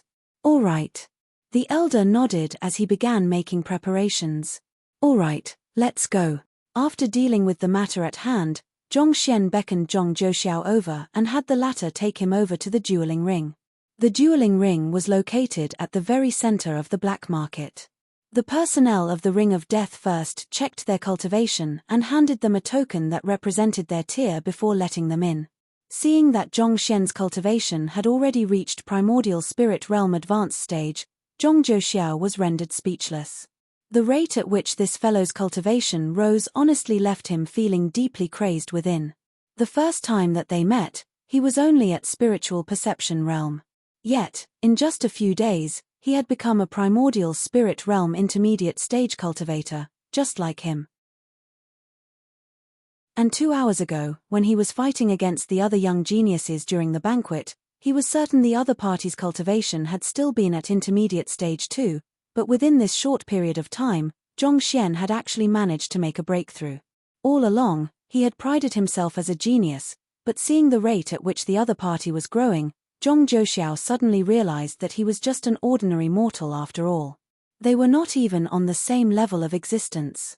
Seeing the traumatized look on Zhong Zhouxiao's face, Zhongshen explained, I managed to reinforce my cultivation sufficiently, so I was able to achieve a breakthrough just a moment ago. You managed to reinforce your cultivation sufficiently. Those words only furthered Zhong Zhouxiao's trauma. Others take at least months to fully reinforce their cultivation at primordial spirit realm, but this fellow took a day or two. Really, there was no comparing with him. Forget it. There's bound to be a disparity between the both of us. After all, he's a celestial master teacher, Zhong Zhouxiao consoled himself. If Zhongshen could not achieve the extraordinary, how could he receive the acknowledgement of the heavens? While Zhong Zhouxiao was still deep in thought, a middle-aged manager of the Ring of Death walked over and asked, which of the two of you is going into the ring later? I'll be going on the ring, Zhongshen replied. I'll first fill you in on the rules and requirements on the ring. In order to join the ring, you must first pay 2 concentrated high-tier spirit stones as a participation fee. During the match, the weapons, hidden weapons, and similar equipment that you are intending to use must be supplied by us. You must not use your own personal items. This is to ensure fairness on the ring, the middle-aged manager explained. Yuan Zhongshen nodded. The rules were also roughly as he guessed as much. Otherwise, if a participant were to bring an extraordinarily powerful weapon on the ring, they would be able to easily dominate the entire ring. There would be minimal suspense and entertainment for the audience, and the purpose of the Ring of Death would also be rendered meaningless. Also, after you win 5 rounds, we will start opening bets for your matches. As there are stakes involved, unless you are incapacitated or crippled, any attempts to surrender will be considered invalid by the Ring of Death. This is extremely important, so do prepare yourself for it, the middle-aged manager said. Incapacitated or crippled? Zhongshen frowned. Zhong Zhouxiao had not told him about this previously. Yes. Every victory and loss will have great implications once we open bets. If a challenger who is capable of achieving victory intentionally admits defeat, it would be a crushing blow to the credibility of our Ring of Death. For this reason, we strike down very hard on challengers who lose on purpose, the middle-aged manager explained. I understand. Zhongshen nodded. He had some reservations regarding that rule, but he knew that it was necessary for the functioning of the Ring of Death. It was precisely the excitement from the suspense of the matches that had cultivators betting their wealth frenziedly. If it was found that the results in the Ring of Death were manipulated, the ring would swiftly become boring and meaningless to others. As a result, the earnings of the Ring of Death would dip as well. That's all I have for you. If you still wish to continue, I'll have you registered right now. Otherwise, the both of you can proceed on to the spectator stand, the middle-aged manager said. I want to participate in the Ring of Death, Zhongshen replied calmly as he took out 2 concentrated high-tier spirit stones to pay the registration fee. After which, he passed his entire storage ring to Zhong Zhouxiao. I'll need you to bet for me later on. Just go all in on my victory each time around. Very well. Zhong Zhouxiao nodded. The reason Zhongshen had gone there was to win spirit stones, and it went without saying the fastest way to win more spirit stones was to gamble their wealth. Soon, Zhong Zhouxiao was led to the spectator stand whereas Zhongshen was taken to the backstage to prepare. Boom. While passing by the spectator stand, Zhongshen took a look into the ring and saw that there were 2 people battling inside. Their furious clash of zhunqi induced a deafening reverberation in the air, and watching the adrenaline-filled sight, the crowd screamed in excitement. Tear him apart! Tear him apart! Such exclamations could be heard among the crowd. Looking into one of the rings through the door, Zhongshen saw a middle-aged man dressed in metal armor letting loose a raging roar as he raised his opponent into the air. The middle-aged man had a towering physique, standing at 2 meters tall. In comparison, the opponent he was holding appeared to be a helpless, small chick instead. Sila. With a fiery bellow, the middle-aged man forcefully tore his opponent in half, and fresh blood poured all over him, dyeing him crimson. This sight left Zhongshen's eyebrows shooting up as he clenched his fists tightly. He had undergone many battles, but this was the first time he had witnessed such a brutal and meaningless murder, as if a human's life was nothing more than a toy. When he strolled through the area earlier and browsed through the array of items they had on sale, He had felt that the black market did not seem any different from other mall. However, after seeing this sight, he realized that all he had seen before was just the very surface of the black market. It was not without a reason that the black market was labeled as a lawless zone. In here, a human's life had no intrinsic value at all. Without superior strength in the ring of death, one was bound to be ripped into shreds in the ring. It was no wonder Zhong Zhouxiao retreated after 5 rounds. Even for a master teacher, such callousness was hard to swallow. Chapter 1263 Hongyang, how is it? It's still not too late for you to back out. Seeing that Zhong Xian's face had changed, the middle-aged manager scoffed. In his time at the Ring of Death, he had met plenty of young scions who put on airs and bragged about their strength. However, when they finally witnessed the brutality on the Ring of Death firsthand, their bodies would freeze in fear. There's no need for that. Zhong Xian shook his head. What he was shocked at was how lightly a human had taken the life of another, not the bloodshed that had occurred. In terms of fissomeness, they wouldn't even come close to competing with the bloodthirsty, otherworldly demonic tribe, harnessing a killing intent that would leave any ordinary cultivator scrambling away in fear. These otherworldly demons would unhesitatingly feast on the blood and flesh of any man. But from the first time he encountered them, Zhong Xian was already able to take them into committing suicide. So how could a battle between 2 humans possibly frighten him? Not bad, you do have some guts. Go in. The middle-aged manager was surprised by how swiftly Zhong Xian had managed to calm himself down, and a hint of approval emerged in his eyes. Heading down the stairs, Zhong Xian soon arrived in a room. There were all kinds of weapons in the room, and they were all of Saint Low tier. Perhaps to allow any cultivator to wield them easily, none of them contained any spirit. You can freely pick any weapon you would like to use in the ring later. There are no limits how many you can take, so feel free to take anything you want. However, should any of these weapons be spoiled in battle, you are to compensate us accordingly. Also, at the end of your duels, you have to put the weapons you have taken back in its place prior to leaving. The middle-aged manager said while gesturing to the weapons. Yuan Zhong Xian nodded. He swiftly scanned the surroundings before making his way over to a saber rack. There were more than 100 sabers in here, be it short sabers, long sabers, 9-ringed sabers, single-handed saber, ghost head saber. The variety of weapons that were available here was truly astounding. Zhong Xian lightly brushed through the weapons with his finger before casually picking one that seemed to be slightly heavier. He flicked it a few times, seemingly testing out its handiness, before shaking his head and putting it back down.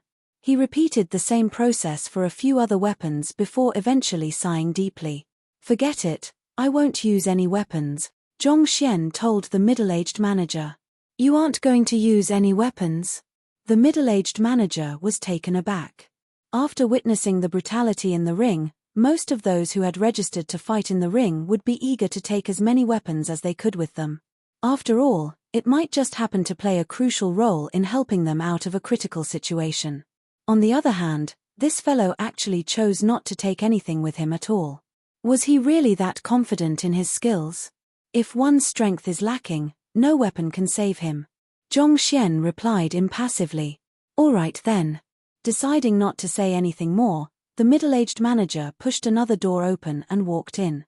Zhong Xian swiftly followed suit, and within the room, he saw dozens of cultivators sitting cross-legged on the ground, conditioning themselves in preparation for the battle to come. Every single one of them carried the stench of blood on them. Clearly, they carried numerous human lives on them. Wait here for the time being. We'll call you when it's your turn, the middle-aged manager instructed before leaving the area. Left to be, Zhong Xian began scanning his surroundings. He noted that while the dozens of cultivators in the room appeared to be cultivating, they had retained a sliver of their awareness out to observe their surroundings constantly, guarding warily against one another. If anyone were to dare approach them carelessly, they might abruptly burst forward to launch a preemptive strike out of self-defense. A moment after Zhong Xian found a place to sit, an indifferent voice sounded beside him, a newcomer to the ring before? Turning around, Zhong Xian saw that the person speaking to him was a young man who appeared to be in his early 30s. There was a crimson saber cut on his face, and blood was still trickling out of it. It was likely to have been inflicted on him not too long ago, such that he hadn't had the time to recover from it yet. Considering how cold the cultivators in this room were, Zhongxian was rather surprised that someone would take the initiative to strike up a conversation with him. You can tell? Those who have experienced the ring would have eyes reminiscent of ravenous wolves, ferocious and vicious. There is no way one can survive the savagery that happens up there otherwise. In comparison, you are nothing more than a little tame sheep. How can I not be able to tell? The scar-faced young man scoffed. Strength did play a deterministic role in the Ring of Death, but viciousness was also another crucial factor as well, not just vicious to one's opponent, but vicious to oneself as well. Those who were willing to sacrifice their own bodies to launch a decisive blow would stand a far better chance at subduing their opponent as compared to those who expected to walk out of the ring completely unharmed. The young man before him had an air of innocence around him, reminiscent to that of a scion who had never weathered through the harshness of the world before. Little tame sheep. Zhongxian was visibly a little amused by the scar-faced young man's metaphor. So far, he had been treated as a god of destruction no matter where he went, leaving behind demolished buildings and traumatized minds in his wake. Yet, in the young man's eyes, he was just a little tame sheep. Perhaps he was really a little too good-tempered. Of course, those who have never stepped onto the ring and undergone the initiation ritual of bloodshed are nothing more than tame sheep. Let me tell you, I have already won 6 consecutive victories so far. It's just a pity that the 7th opponent is too strong, and I depleted too much of my zhenqi. Otherwise, there's a good chance that I could have very well become a conqueror of 10 by now, the scar-faced young man declared proudly. Incredible. Zhongxian offered an earnest compliment. Even a genius like Zhong Zhouxiao didn't even get to the 6 matches. The fact that the young man could win 6 consecutive matches already bore testimony to his strength and state of mind. Jia. While they were chatting, the door ahead suddenly opened. A powerful killing intent poured into the room, exerting immense pressure on the cultivators within. It's him. Zhongxian frowned. A figure had appeared by the door, and it was no other than the metal-armored middle-aged man who had ripped a person to 2 on the ring earlier. This middle-aged man had a towering stature, similar to a metal tower. The thick metal armor that he wore was completely dyed in crimson, and fresh blood was still trickling down the edges of his armor. Such an appearance made him reminiscent of a savage Azura on the battlefield, wedging fear deep into the hearts of others. That's the strongest existence in the black market at the moment, Hong Yang. Seeing that Zhongxian didn't recognize the person by the doorway, the scar-faced young man sent a telepathic message over to him to introduce him. He's also known as the Conqueror of 100. Conqueror of 100? Zhongxian was taken aback. He has won 100 matches consecutively? It's not that. Rather, he has won 10 conquerors of 10 consecutively. The fellows who challenged him had all been ripped into 2, as dead as they could get, the scar-faced young man replied as a hint of fear flickered across his eyes. He was full of admiration for the strength Hong Yang wielded before him, but the brutal means that the latter used had left him deeply fearful as well. And very apparently, such a feeling resonated not just within him but the others in the room as well. Hong Yang slowly walked over to the corner and glared down coldly at the 2 young men cultivating there, bellowing, "Scram!" Without any hesitation, those 2 young men hurriedly got up and scrambled away. Voila! Even when seated, Hong Yang's figure still conspicuously towered over the others. He took out a pill and swallowed it, and his aura began to billow. On the other hand, the crowd heaved a sigh of relief with uncanny harmony. Those who were in proximity to Hong Yang slowly shifted backward, creating a huge vacuum around him. Primordial Spirit Realm Advanced Stage. Through the aura Hong Yang was emanating, Zhongxian was able to clearly perceive his cultivation. Just like him, Hong Yang was a primordial spirit realm advanced stage cultivator. However, the killing intent that he emanated was truly overwhelming. Even a cultivator of the same realm would experience great mental pressure facing him, even prior to the battle itself. Activating the Eye of Insight, Zhongxian was just about to take a clearer view to the strength of the young man before him when Hong Yang suddenly raised his gaze and looked over. What powerful instincts! Zhongxian was slightly startled.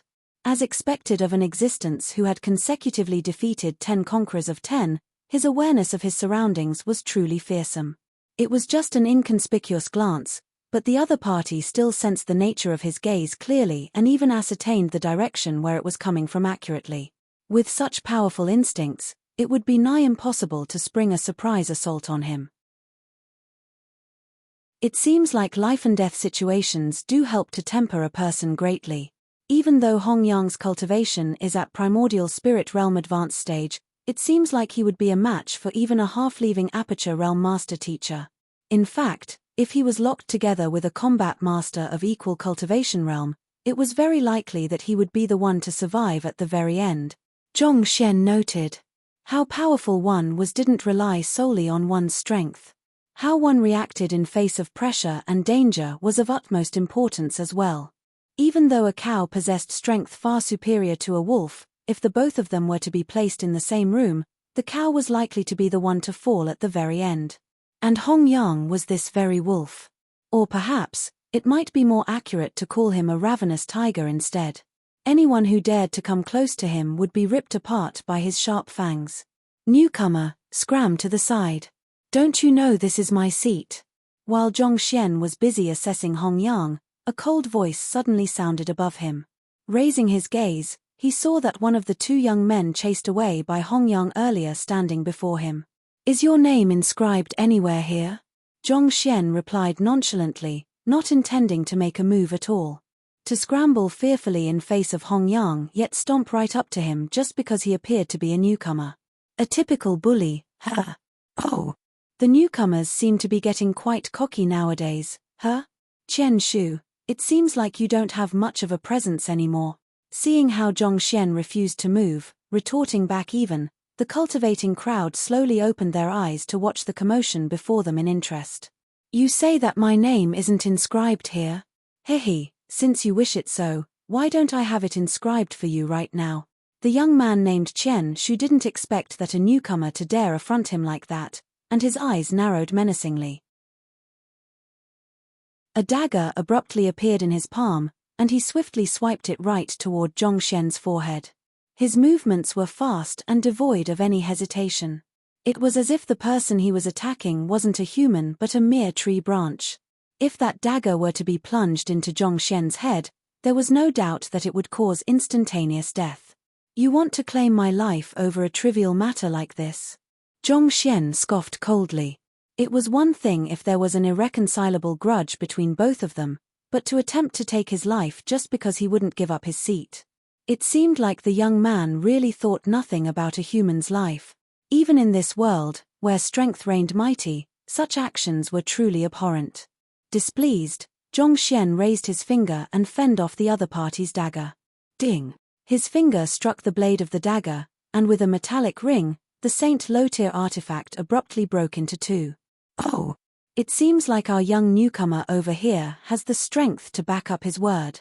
No wonder you dare speak so conceitedly before me. Seeing that his weapon was broken with a single flick, Chen Shu slightly startled for a moment. However, in the next moment, he licked his lips as an excited gleam flickered across his eyes. He had thought that the other party was just an amateur whom he could crush easily, but it seemed like it wasn't as easy as it seemed. Nevertheless, as a veteran of the Ring of Death, Chen Shu still had confidence in his capabilities. TZZZZZZZZZZ. Several more daggers abruptly emerged in Chen Shu's hand, and with a swift flick of his wrist, they came flying toward Zhongxian from the top, middle, and bottom. The top dagger was aimed for the right eye, the middle dagger was aimed for the heart, and the bottom dagger was aimed at Zhongxian's thigh. Abrupt and swift, it would be difficult for even a genius like Zhong Jiuxiao to fend against such an attack in the nick of a moment. You have quite a hand, don't you? Zhongxian remarked impassively.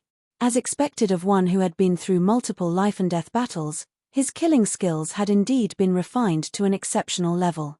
The trajectory of the daggers was aimed in a manner such that avoiding one of them would result in the other two plunging right into one's body. However, such an attack was of limited effectiveness against Zhongxian. Zhongxian swept his hand in a half-arc before him, and all of a sudden, the three daggers were already caught between his fingers. Despite the intense trembling of the daggers, they weren't able to struggle free from his grasp. Newcomer, you have successfully piqued my interest. Seeing that his second attack was resolved by the other party so easily, killing intent surfaced in the depths of Chen Shu's eyes. Just as he was about to make his next move, a voice suddenly sounded in the room.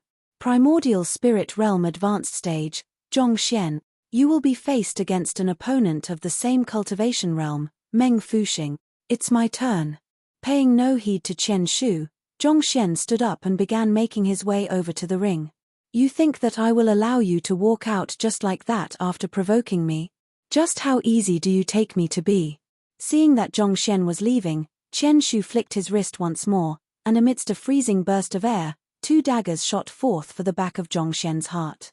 Just to highlight, the ages wrote as descriptions in the story are based on appearance instead of true age. Depending on when you advance your cultivation, you could be much older than you appear to be.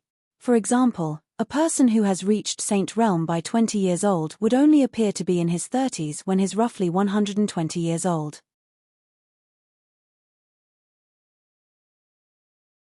Chapter 1264 In the Ring 1. It's Chen Shu's 3 arts of assassination.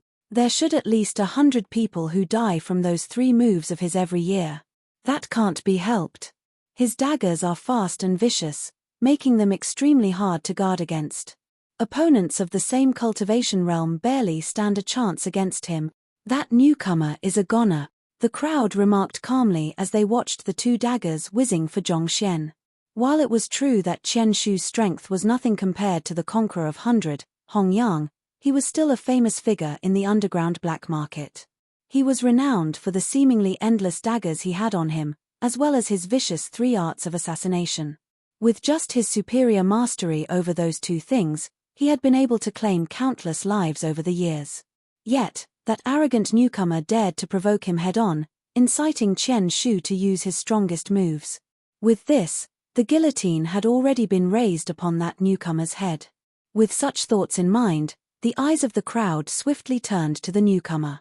Even as the 2 daggers were swiftly approaching him, the newcomer did not turn around at all, as if he was unaware of the threat right behind him. Watching the sight, the scar-faced young man immediately spoke up anxiously, wanting to remind the newcomer. However, before he could say a word, the vision before him suddenly blurred. He could not say for sure what exactly happened. It might have just been a figment of his imagination, but it seemed like the newcomer's foot had shot up to strike the daggers. Woo! In the next instant, the daggers abruptly turned around and flew back at a speed much faster from before. He. What? Astonished, before Chen Shu could even react, the daggers had already plunged into his wrists. Who?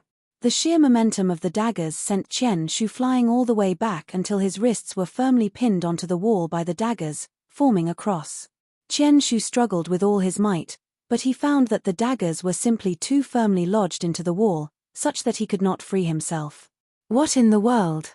With just a slight kick, not only did he neutralize Chen Shu's daggers, he even returned it to Chen Shu and pinned him against the wall.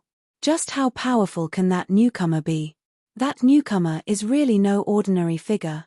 Will the black market find itself another conqueror of 10 soon? It's still too early to say, but with just that hand, that newcomer should have no trouble winning 7 to 8 matches. Watching as Chen Shu howled in agony on the wall, the crowd felt their hair standing on end. Although that brief encounter was not sufficient for them to analyze how powerful the newcomer was, the fact that he was able to subdue Chen Shu so easily was more than enough to say that he was not an opponent to be underestimated. Perhaps, he could very well be crowned the next conqueror of 10. Interesting. By the corner, Hong Yang took a glance at the departing back of the newcomer before closing his eyes once more. The counterattack that the newcomer had launched earlier might have seemed impressive, but to him, it was truly nothing at all. Even if he could not subdue Chen Shu with a single punch, all he would have to do was smash another one in. The ring was not too big, and its perimeter had been secured by a unique formation, forming something similar to a cage. Once a challenger entered the ring, he would not be able to escape until the end of the battle. Sign this life-and-death contract first.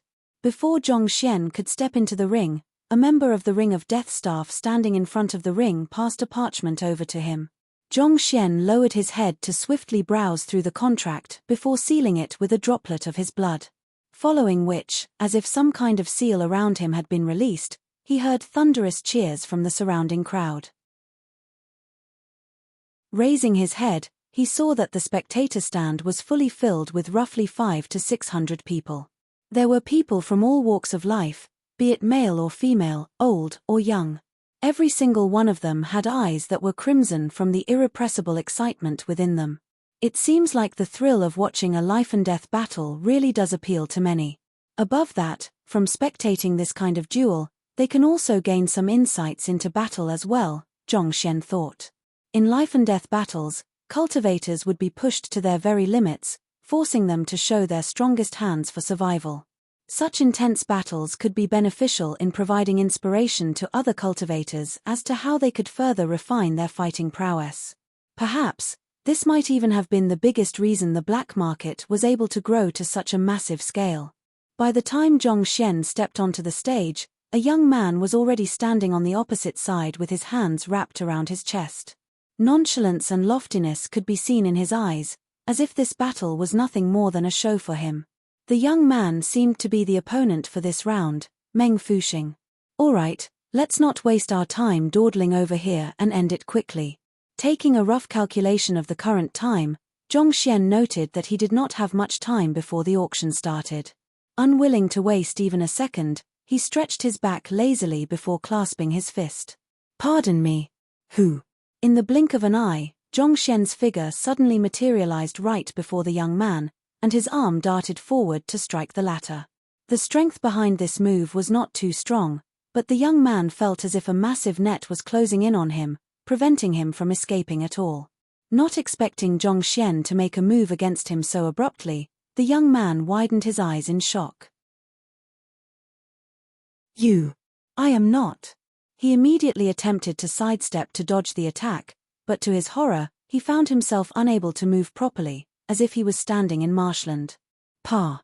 Zhong Xian's palm connected with the young man's face, and a crisp echo resounded throughout the ring. Before the young man could speak, he had already collapsed on the ground, knocked out. He had thought it through prior to entering the ring. Since he could not intentionally let his opponent off, he would just have to knock the other party out. A knockout could also be considered incapacitated, so naturally, the match would have to be judged as his victory. After knocking out the young man, Zhong Xian waited for a long moment, but no one declared the results of the duel. Perplexed, he placed his hands behind his back and asked, I should have won for the first match, right? Still silence. Confused, Zhong Xian took a look at his surroundings. To his bewilderment, the crowd from before had fallen completely silent, and their excited expressions had been replaced with flabbergasted ones instead. Zhong Jiuxiao was also amid the crowd, and his palm was slapped onto his face. He kept trying to shout something, but due to the various impeding formations between them, Zhong Xian was unable to hear a word at all. What's wrong? Seeing that the crowd was reacting in a manner contrary to what he had expected, Zhong Xian was bewildered. Just as he was about to speak, the formation to the ring suddenly opened up, and another young man walked in. Upon seeing the fainted person on the ground, he widened his eyes in astonishment. Are you my second opponent? In order to become the conqueror of 10, one had to defeat 10 opponents consecutively. In Zhong Xian's view, the young man who had just entered was likely his second opponent. I am Meng Fuxing. You are Meng Fuxing? Then, this guy is. Hearing those words, Zhong Xian widened his eyes in shock. If the young man before him was the opponent he was supposed to fight against, who was the person he had just knocked out? The referee. Meng Fuxing's lips twitched. There's actually a referee for the ring? Zhong Xian's eyelids twitched. Have you ever seen an official duel without a referee? Meng Fuxing retorted. Zhong Xian was rendered speechless. What the heck? Typically speaking, referees should be standing beneath the ring and not in it. As a result, when Zhong Xian saw the other Meng Fuxing standing on the stage, the fact that the other party had a fierce-looking face did little to help as well. He had thought that the other party was his opponent. To knock out the referee before even meeting his opponent, this was really. Finally understanding what Zhong Jiuxiao was screaming outside, Zhong Xian sheepishly asked, Will I be disqualified? He had thought that he was being smart by claiming the first move, but his smart move only ended up knocking out the referee. It would really be terrible if his right to fight in the ring of death was revoked as a result of this. Recovering from his initial astonishment, Meng Fuxing replied indifferently, "Unlikely. There aren't any rules here. Let's not waste time and begin." In the first place, the black market was intended to be a lawless land. In other rings, knocking out the referee would have been a huge penalty, but in the ring of death, it was not that big a deal. Hula! Meng Fuxing charged straight toward Zhongxian. While he was in the midst of his movements, his hands were already moving swiftly, creating afterimages reminiscent of a blooming lotus. Saint Intermediate Tier Battle Technique, Thousand Buddha Lotus Hands. There was no doubt that Meng Fuxing possessed noteworthy strength. Even if he was still slightly lacking compared to the previous Chen Shu, there were few cultivators of the same cultivation realm who would be a match for him. As soon as he made his move, he had already made sure to seal the surrounding space with his zhenqi, forcing Zhongxian to meet him head-on. "Not too bad," Zhongxian remarked as he raised his palm to meet the other party's assault. Voila! It was the exact same move he had used against the referee earlier. It carried an imposing momentum that seemed as if it would not rest until it smacked every last drop of brainy remains out of one's ears. This strike was not a battle technique or any profound move, just the simplest slap. But for some reason, it seemed like harness some mysterious might that left those facing it feeling as if they would be unable to avoid it. Pa! The two palms collided, and Meng Fuxing's face swiftly flushed pale. He retreated several steps back before his legs caved in, causing him to fall to the ground. The next moment, his eyes suddenly rolled up. He had fainted. Strong. What move is that? I reckon that's some kind of palm art. But still, to be able to knock Meng Fuxing out in a single strike, that fellow there should at least be able to achieve 5 consecutive victories. That's not necessarily so. The stronger a move is, the more it depletes one's zhenqi. The ring isn't just about absolute fighting prowess but endurance as well. If he tires himself too much in the earlier rounds, he will risk running out of juice quickly. Such discussions broke out in the spectator stand. Even though Zhongxian had been a little reckless, knocking out the referee as soon as he got onto the stage, there was no denying that he did possess true strength. However, in the ring of death, strength was not enough for one to get far. Stamina was of the utmost importance as well. Many challengers would step into the ring of death to acquire the title of Conqueror of 10 each year, but those who had succeeded were truly numbered. "I am Tan Shiyu. Are you my opponent?" After knocking out Meng Fuxing, it did not take long before another young man came onto the stage.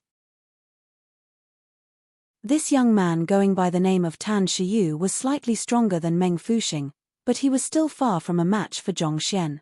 A single blow to the face, and he was floored as well. The same went for the next 3 opponents as well.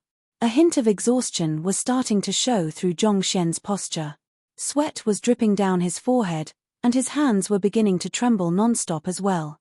Right after he defeated the 5th person, Zhongxian heard a loud voice. "You have just cleared the 5th round. Do you want to carry on?" A casual challenger would usually stop at the 5th match as the matches beyond would have stakes involved.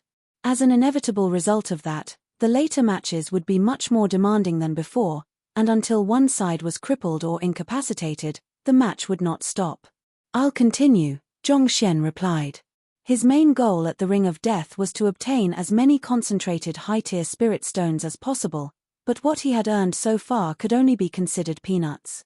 Naturally, how could he back down, especially since the true money lay ahead of him? "Very well. Your opponent for your 6th match is Kue Qing.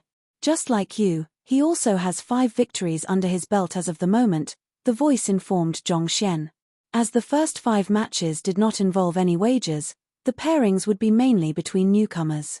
It was from the 6th match on that the true veterans started appearing. The pairings would be made in a manner that placed opponents with an equal number of consecutive victories against one another. Those with 6 victories would be faced against those with 6 victories, those with 7 victories would be faced against those with 7 victories, and so on. As a result of this system, Zhongxian's next opponent was someone who had achieved 5 consecutive victories as well. "Who?" A young man slowly walked up the ring under Zhong Xian's gaze. Different from the previous opponents he had faced, this young man exuded a faint killing aura, signifying that he was a dangerous figure. I have watched your matches. So far, you have subdued all your opponents with a single strike. Not too bad at all, Kuei Qing said with a hair-raising smile as his sharp eyes assessed Zhong Xian from head to toe keenly. However, that strike of yours should consume quite a bit of your zhenqi, right? I sure would like to see how many more times you can use it. Hula. With a flick of his wrist, a spear appeared in Kuei Qing's hands, and without any warning whatsoever, he drove it swiftly toward Zhong Xian. That cunning old rat. He actually launched an assault on me while he was talking. It took only an instant before the spear was already right before Zhong Xian. You want to play spearmanship with me? A glint flashed across Zhong Xian's eyes as he looked unblinkingly at the spear whizzing toward him. You should know that I'm the true ancestor of spearmanship.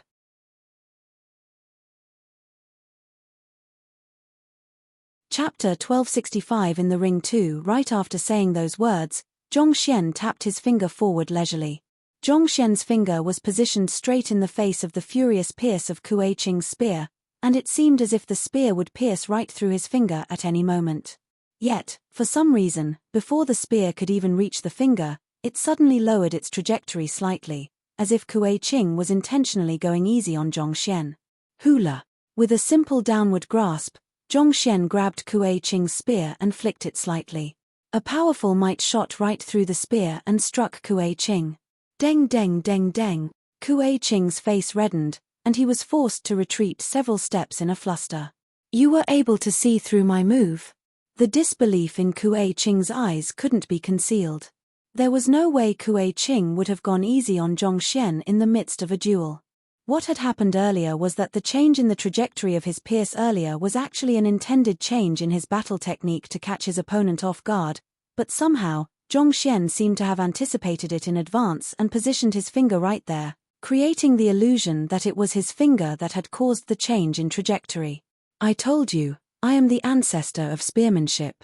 You are still much too inexperienced to be shaking your spear before me. Zhong Xian dashed forward once more and raised his palm to strike Kuei Qing's face. Huala. A powerful might burst forth. Alarmed, Kuei Qing retreated in a panic. He thought that 5 consecutive matches should have exhausted most of Zhong Xian's zhenqi, preventing him from using that move anymore. He thought that with his spear in hand, he should be able to achieve victory easily.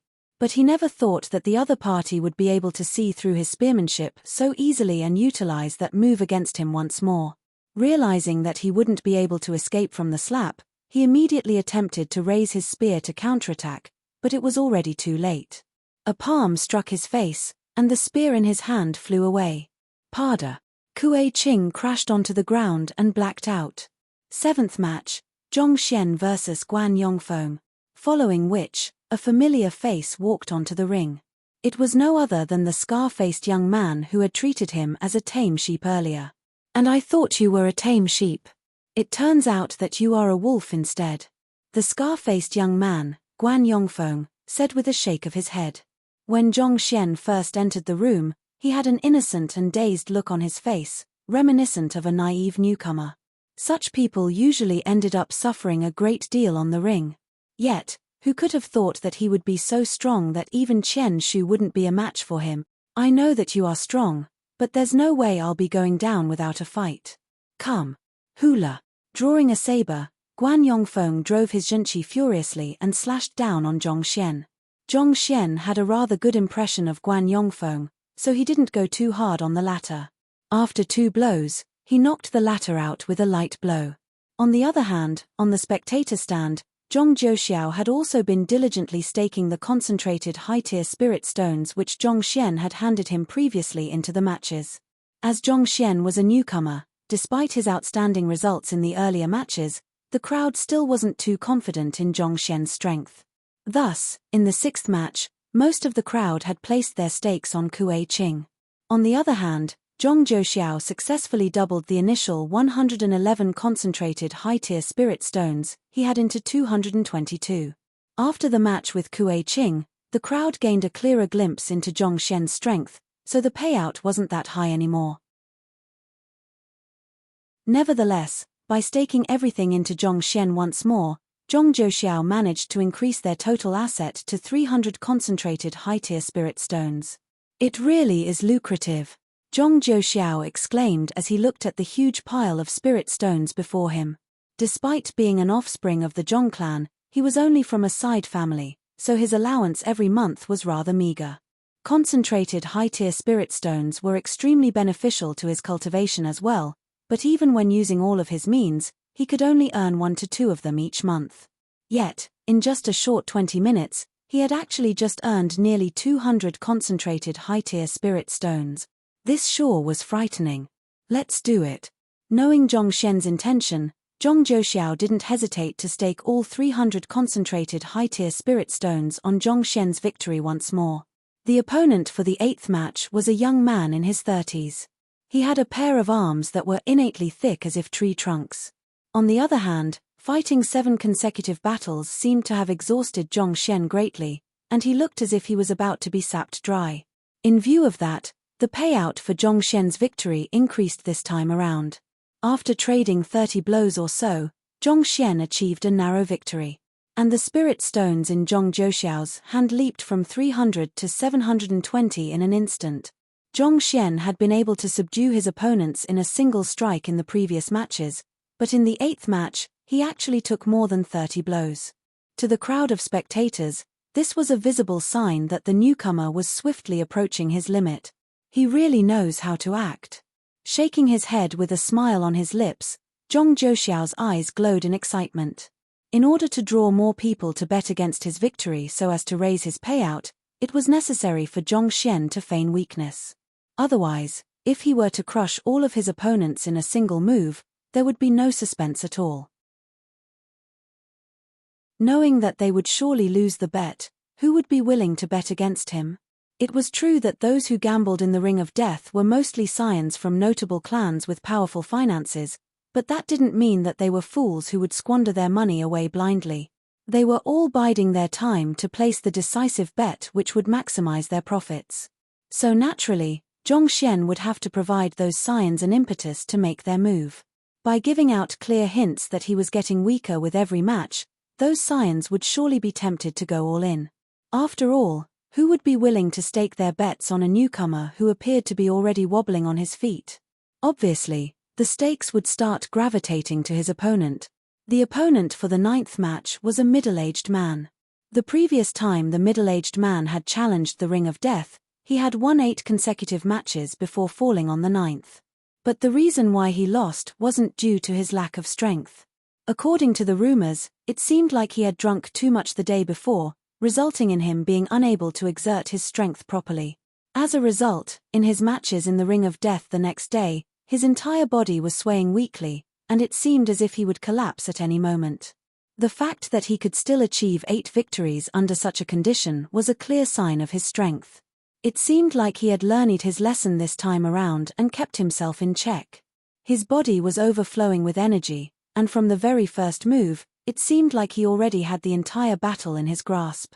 This had induced a wave of cheerings from the spectator stand. On the other hand, Zhongxian appeared to be weak on his feet, and it seemed like he was only hanging on his sheer willpower at the moment. With such a clear contrast between the two opponents, Zhongxian's payout nearly broke through the roof. However, despite the powerful assaults the middle-aged man sent at Zhongxian over and over again, the latter kept bouncing back as if an indestructible cockroach. The latter obviously looked as if he would collapse on the ground with the slightest breeze, and yet, that final bit of energy he had left in him seemed to never extinguish, allowing him to withstand the relentless waves of attack. Just like that, the battle stretched on to over 100 moves. At some point in time, the incredibly exhausted Zhongxian somehow managed to bump into the back of the middle-aged man's head and knocked the latter out, thus achieving a somewhat miraculous and unbelievable victory. And with this, the number of concentrated high-tier spirit stones Zhong Zhouxiao had increased to an astounding 1,800. To be able to achieve victory like that newcomer sure is lucky. If he could just win another match, we would find ourselves with a new conqueror of 10. That's true, but it seems like the newcomer has expended himself too much the previous round. In his current state, there's no way he can win the 10th. I thought that way in the 8th round too, but he still managed to grit the teeth and win the 9th round through his sheer willpower. I think that lad has some kind of unfathomable power laying dormant in him. As unlikely as it may be, I actually think that newcomer will really be crowned as the next conqueror of 10. You think so too? Alright, I'll bet on his victory then. Very soon, the 10th match began. Despite Zhong Xian's appearance of weakness, the incredible endurance he had displayed in the previous match still won the hearts of some, and quite of a portion of the crowd actually chose to bet on him against the odds. As a result, the payout dipped significantly. Zhong Jiuxiao placed all 1800 concentrated high-tier spirit stones in, as usual, but it only increased to 2200 this time around. On the field, however, naturally, Zhong Xian had a tougher fight than ever. He traded more than 300 blows with his opponent, maintaining the same "I look like I'm going to fall but I just won't fall" appearance throughout the match. In the end, the way which he managed to achieve victory nearly had the eyeballs of the crowd bulging out of their eyes. The 10th opponent actually moved too fast in the midst of his assault and crashed into the formation barrier, knocking himself out. To come this far, one had to brave through 9 life-and-death matches, and those who managed to do so were all indubitably outstanding warriors. Yet, for an expert of such caliber to actually knock himself out, Zhong Jiuxiao really couldn't bear himself to look on any longer. Brother, can you be any faker than that? Do you take the audience to be fools? However, it was already the 10th match, and the results for the fight to become the conqueror of 10 were already out. Congratulations to Zhong Xian for becoming our new conqueror of 10. You have a choice to continue your battle now or take a brief rest first. Either way, it won't impede you from fighting for the title of the conqueror of 100. I suggest that you take a rest first so that you can face your opponent in your peak condition. The voice sounded. Upon successfully becoming a conqueror of 10, one would be allowed to take a rest first before continuing one's battle for higher grounds. Considering how tired the young man already was, he looked as if he could very well faint at any moment. It would be best for him to take a rest first before continuing on his battle. I'll continue on. Despite hearing the voice's advice, Zhong Xian raised his eyes wearily and shook his head slowly. Rest? You must be joking. I am not even close to being done yet. Since I have already made the journey here, how could I leave without making a big killing? In any case, everything was a fair game in the black market, so he didn't feel particularly guilty about this. Are you certain you want to continue? I don't think that you are in any condition to fight another match. The voice continued. Every single conqueror of 10 was a money tree for the Ring of Death. It would be a huge waste for the Ring of Death if the young man were to die on the ring right after his conferment as a conqueror of 10. I think that I can still persevere on a little. Zhong Xian said weakly. Alright then. In order to become a conqueror of 100, you must defeat 10 conquerors of 10 successively. Your first opponent will be... Before the voice could finish speaking, a nonchalant voice suddenly boomed across the entire ring. I'll fight with him. As long as he can defeat me, he can become the new conqueror of 100. Following which, the clanging of metal sounded clearly in everyone's eyes. Following which, the crowd saw a towering figure slowly walking over to the ring. It's Hong Yang. Hong Yang is going to fight the newcomer personally, and he even promised the latter the position of conqueror of 100. All along, it has always been others challenging Hong Yang, so why would he suddenly challenge this newcomer? As the strongest existence in the Ring of Death, there's no one who could possibly defeat him. If that newcomer were to really fight against Hong Yang, he would surely be crushed. Of course, that goes without saying, but as long as that newcomer doesn't have something wrong with his head, he should know better than to accept the duel. When the crowd saw the figure walking over to the ring, there was a brief moment of silence before a huge uproar broke out. The person who had spoken was no other than the man who could leave Chen Shu shivering in fear with just a single word, the conqueror of 100, Hong Yang. At this moment, the fatigue of battle that was plaguing Hong Yang previously had already vanished without a trace. Instead, his eyes were dyed crimson, as if he had already eyed a new prey. How is it? Will you accept my challenge? Hong Yang gazed at Zhong Xian coldly. This. Zhong Xian hesitated. You aren't too bad at acting, but I have faced and destroyed countless experts in my time. That act of yours isn't going to fool me, to still have the strength to be holding back even after defeating 10 opponents. Boy, you have caught my attention. Hong Yang spoke impassively. Zhong Xian's face turned green, and a whole string of vulgarities nearly spilled from his mouth. He was still thinking that he could earn a hefty sum from Zhong Zhouxiao's bets during the battles with the Conquerors of 10, but this fellow actually exposed him publicly. Acting? That fellow was acting? Is that so? It doesn't really seem like an act to be, though. Think about it. He was already on the verge of collapsing by the end of the 7th match, but he still managed to survive till the 10. Don't you think that's very suspicious? That bastard. I staked all my money on his loss. Hearing Hong Yang's words, the crowd was so angry that they nearly morphed into demons on the spot. This was especially those who were fooled by Zhong Xian's act earlier and betted on his loss. Even if you wish to find a reason to challenge me, surely you need not frame me like that.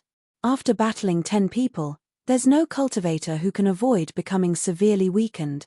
With a voice devoid of strength, the pale-faced Zhong Xian raised his head and exclaimed, putting everything aside, do you think that you can defeat 10 people and still have the strength to put on an act? I can. Hong Yang replied impassively. Zhong Xian, you're tuning in to the Celestial War YouTube channel. Don't forget to subscribe and join us on this journey to catch the most captivating stories.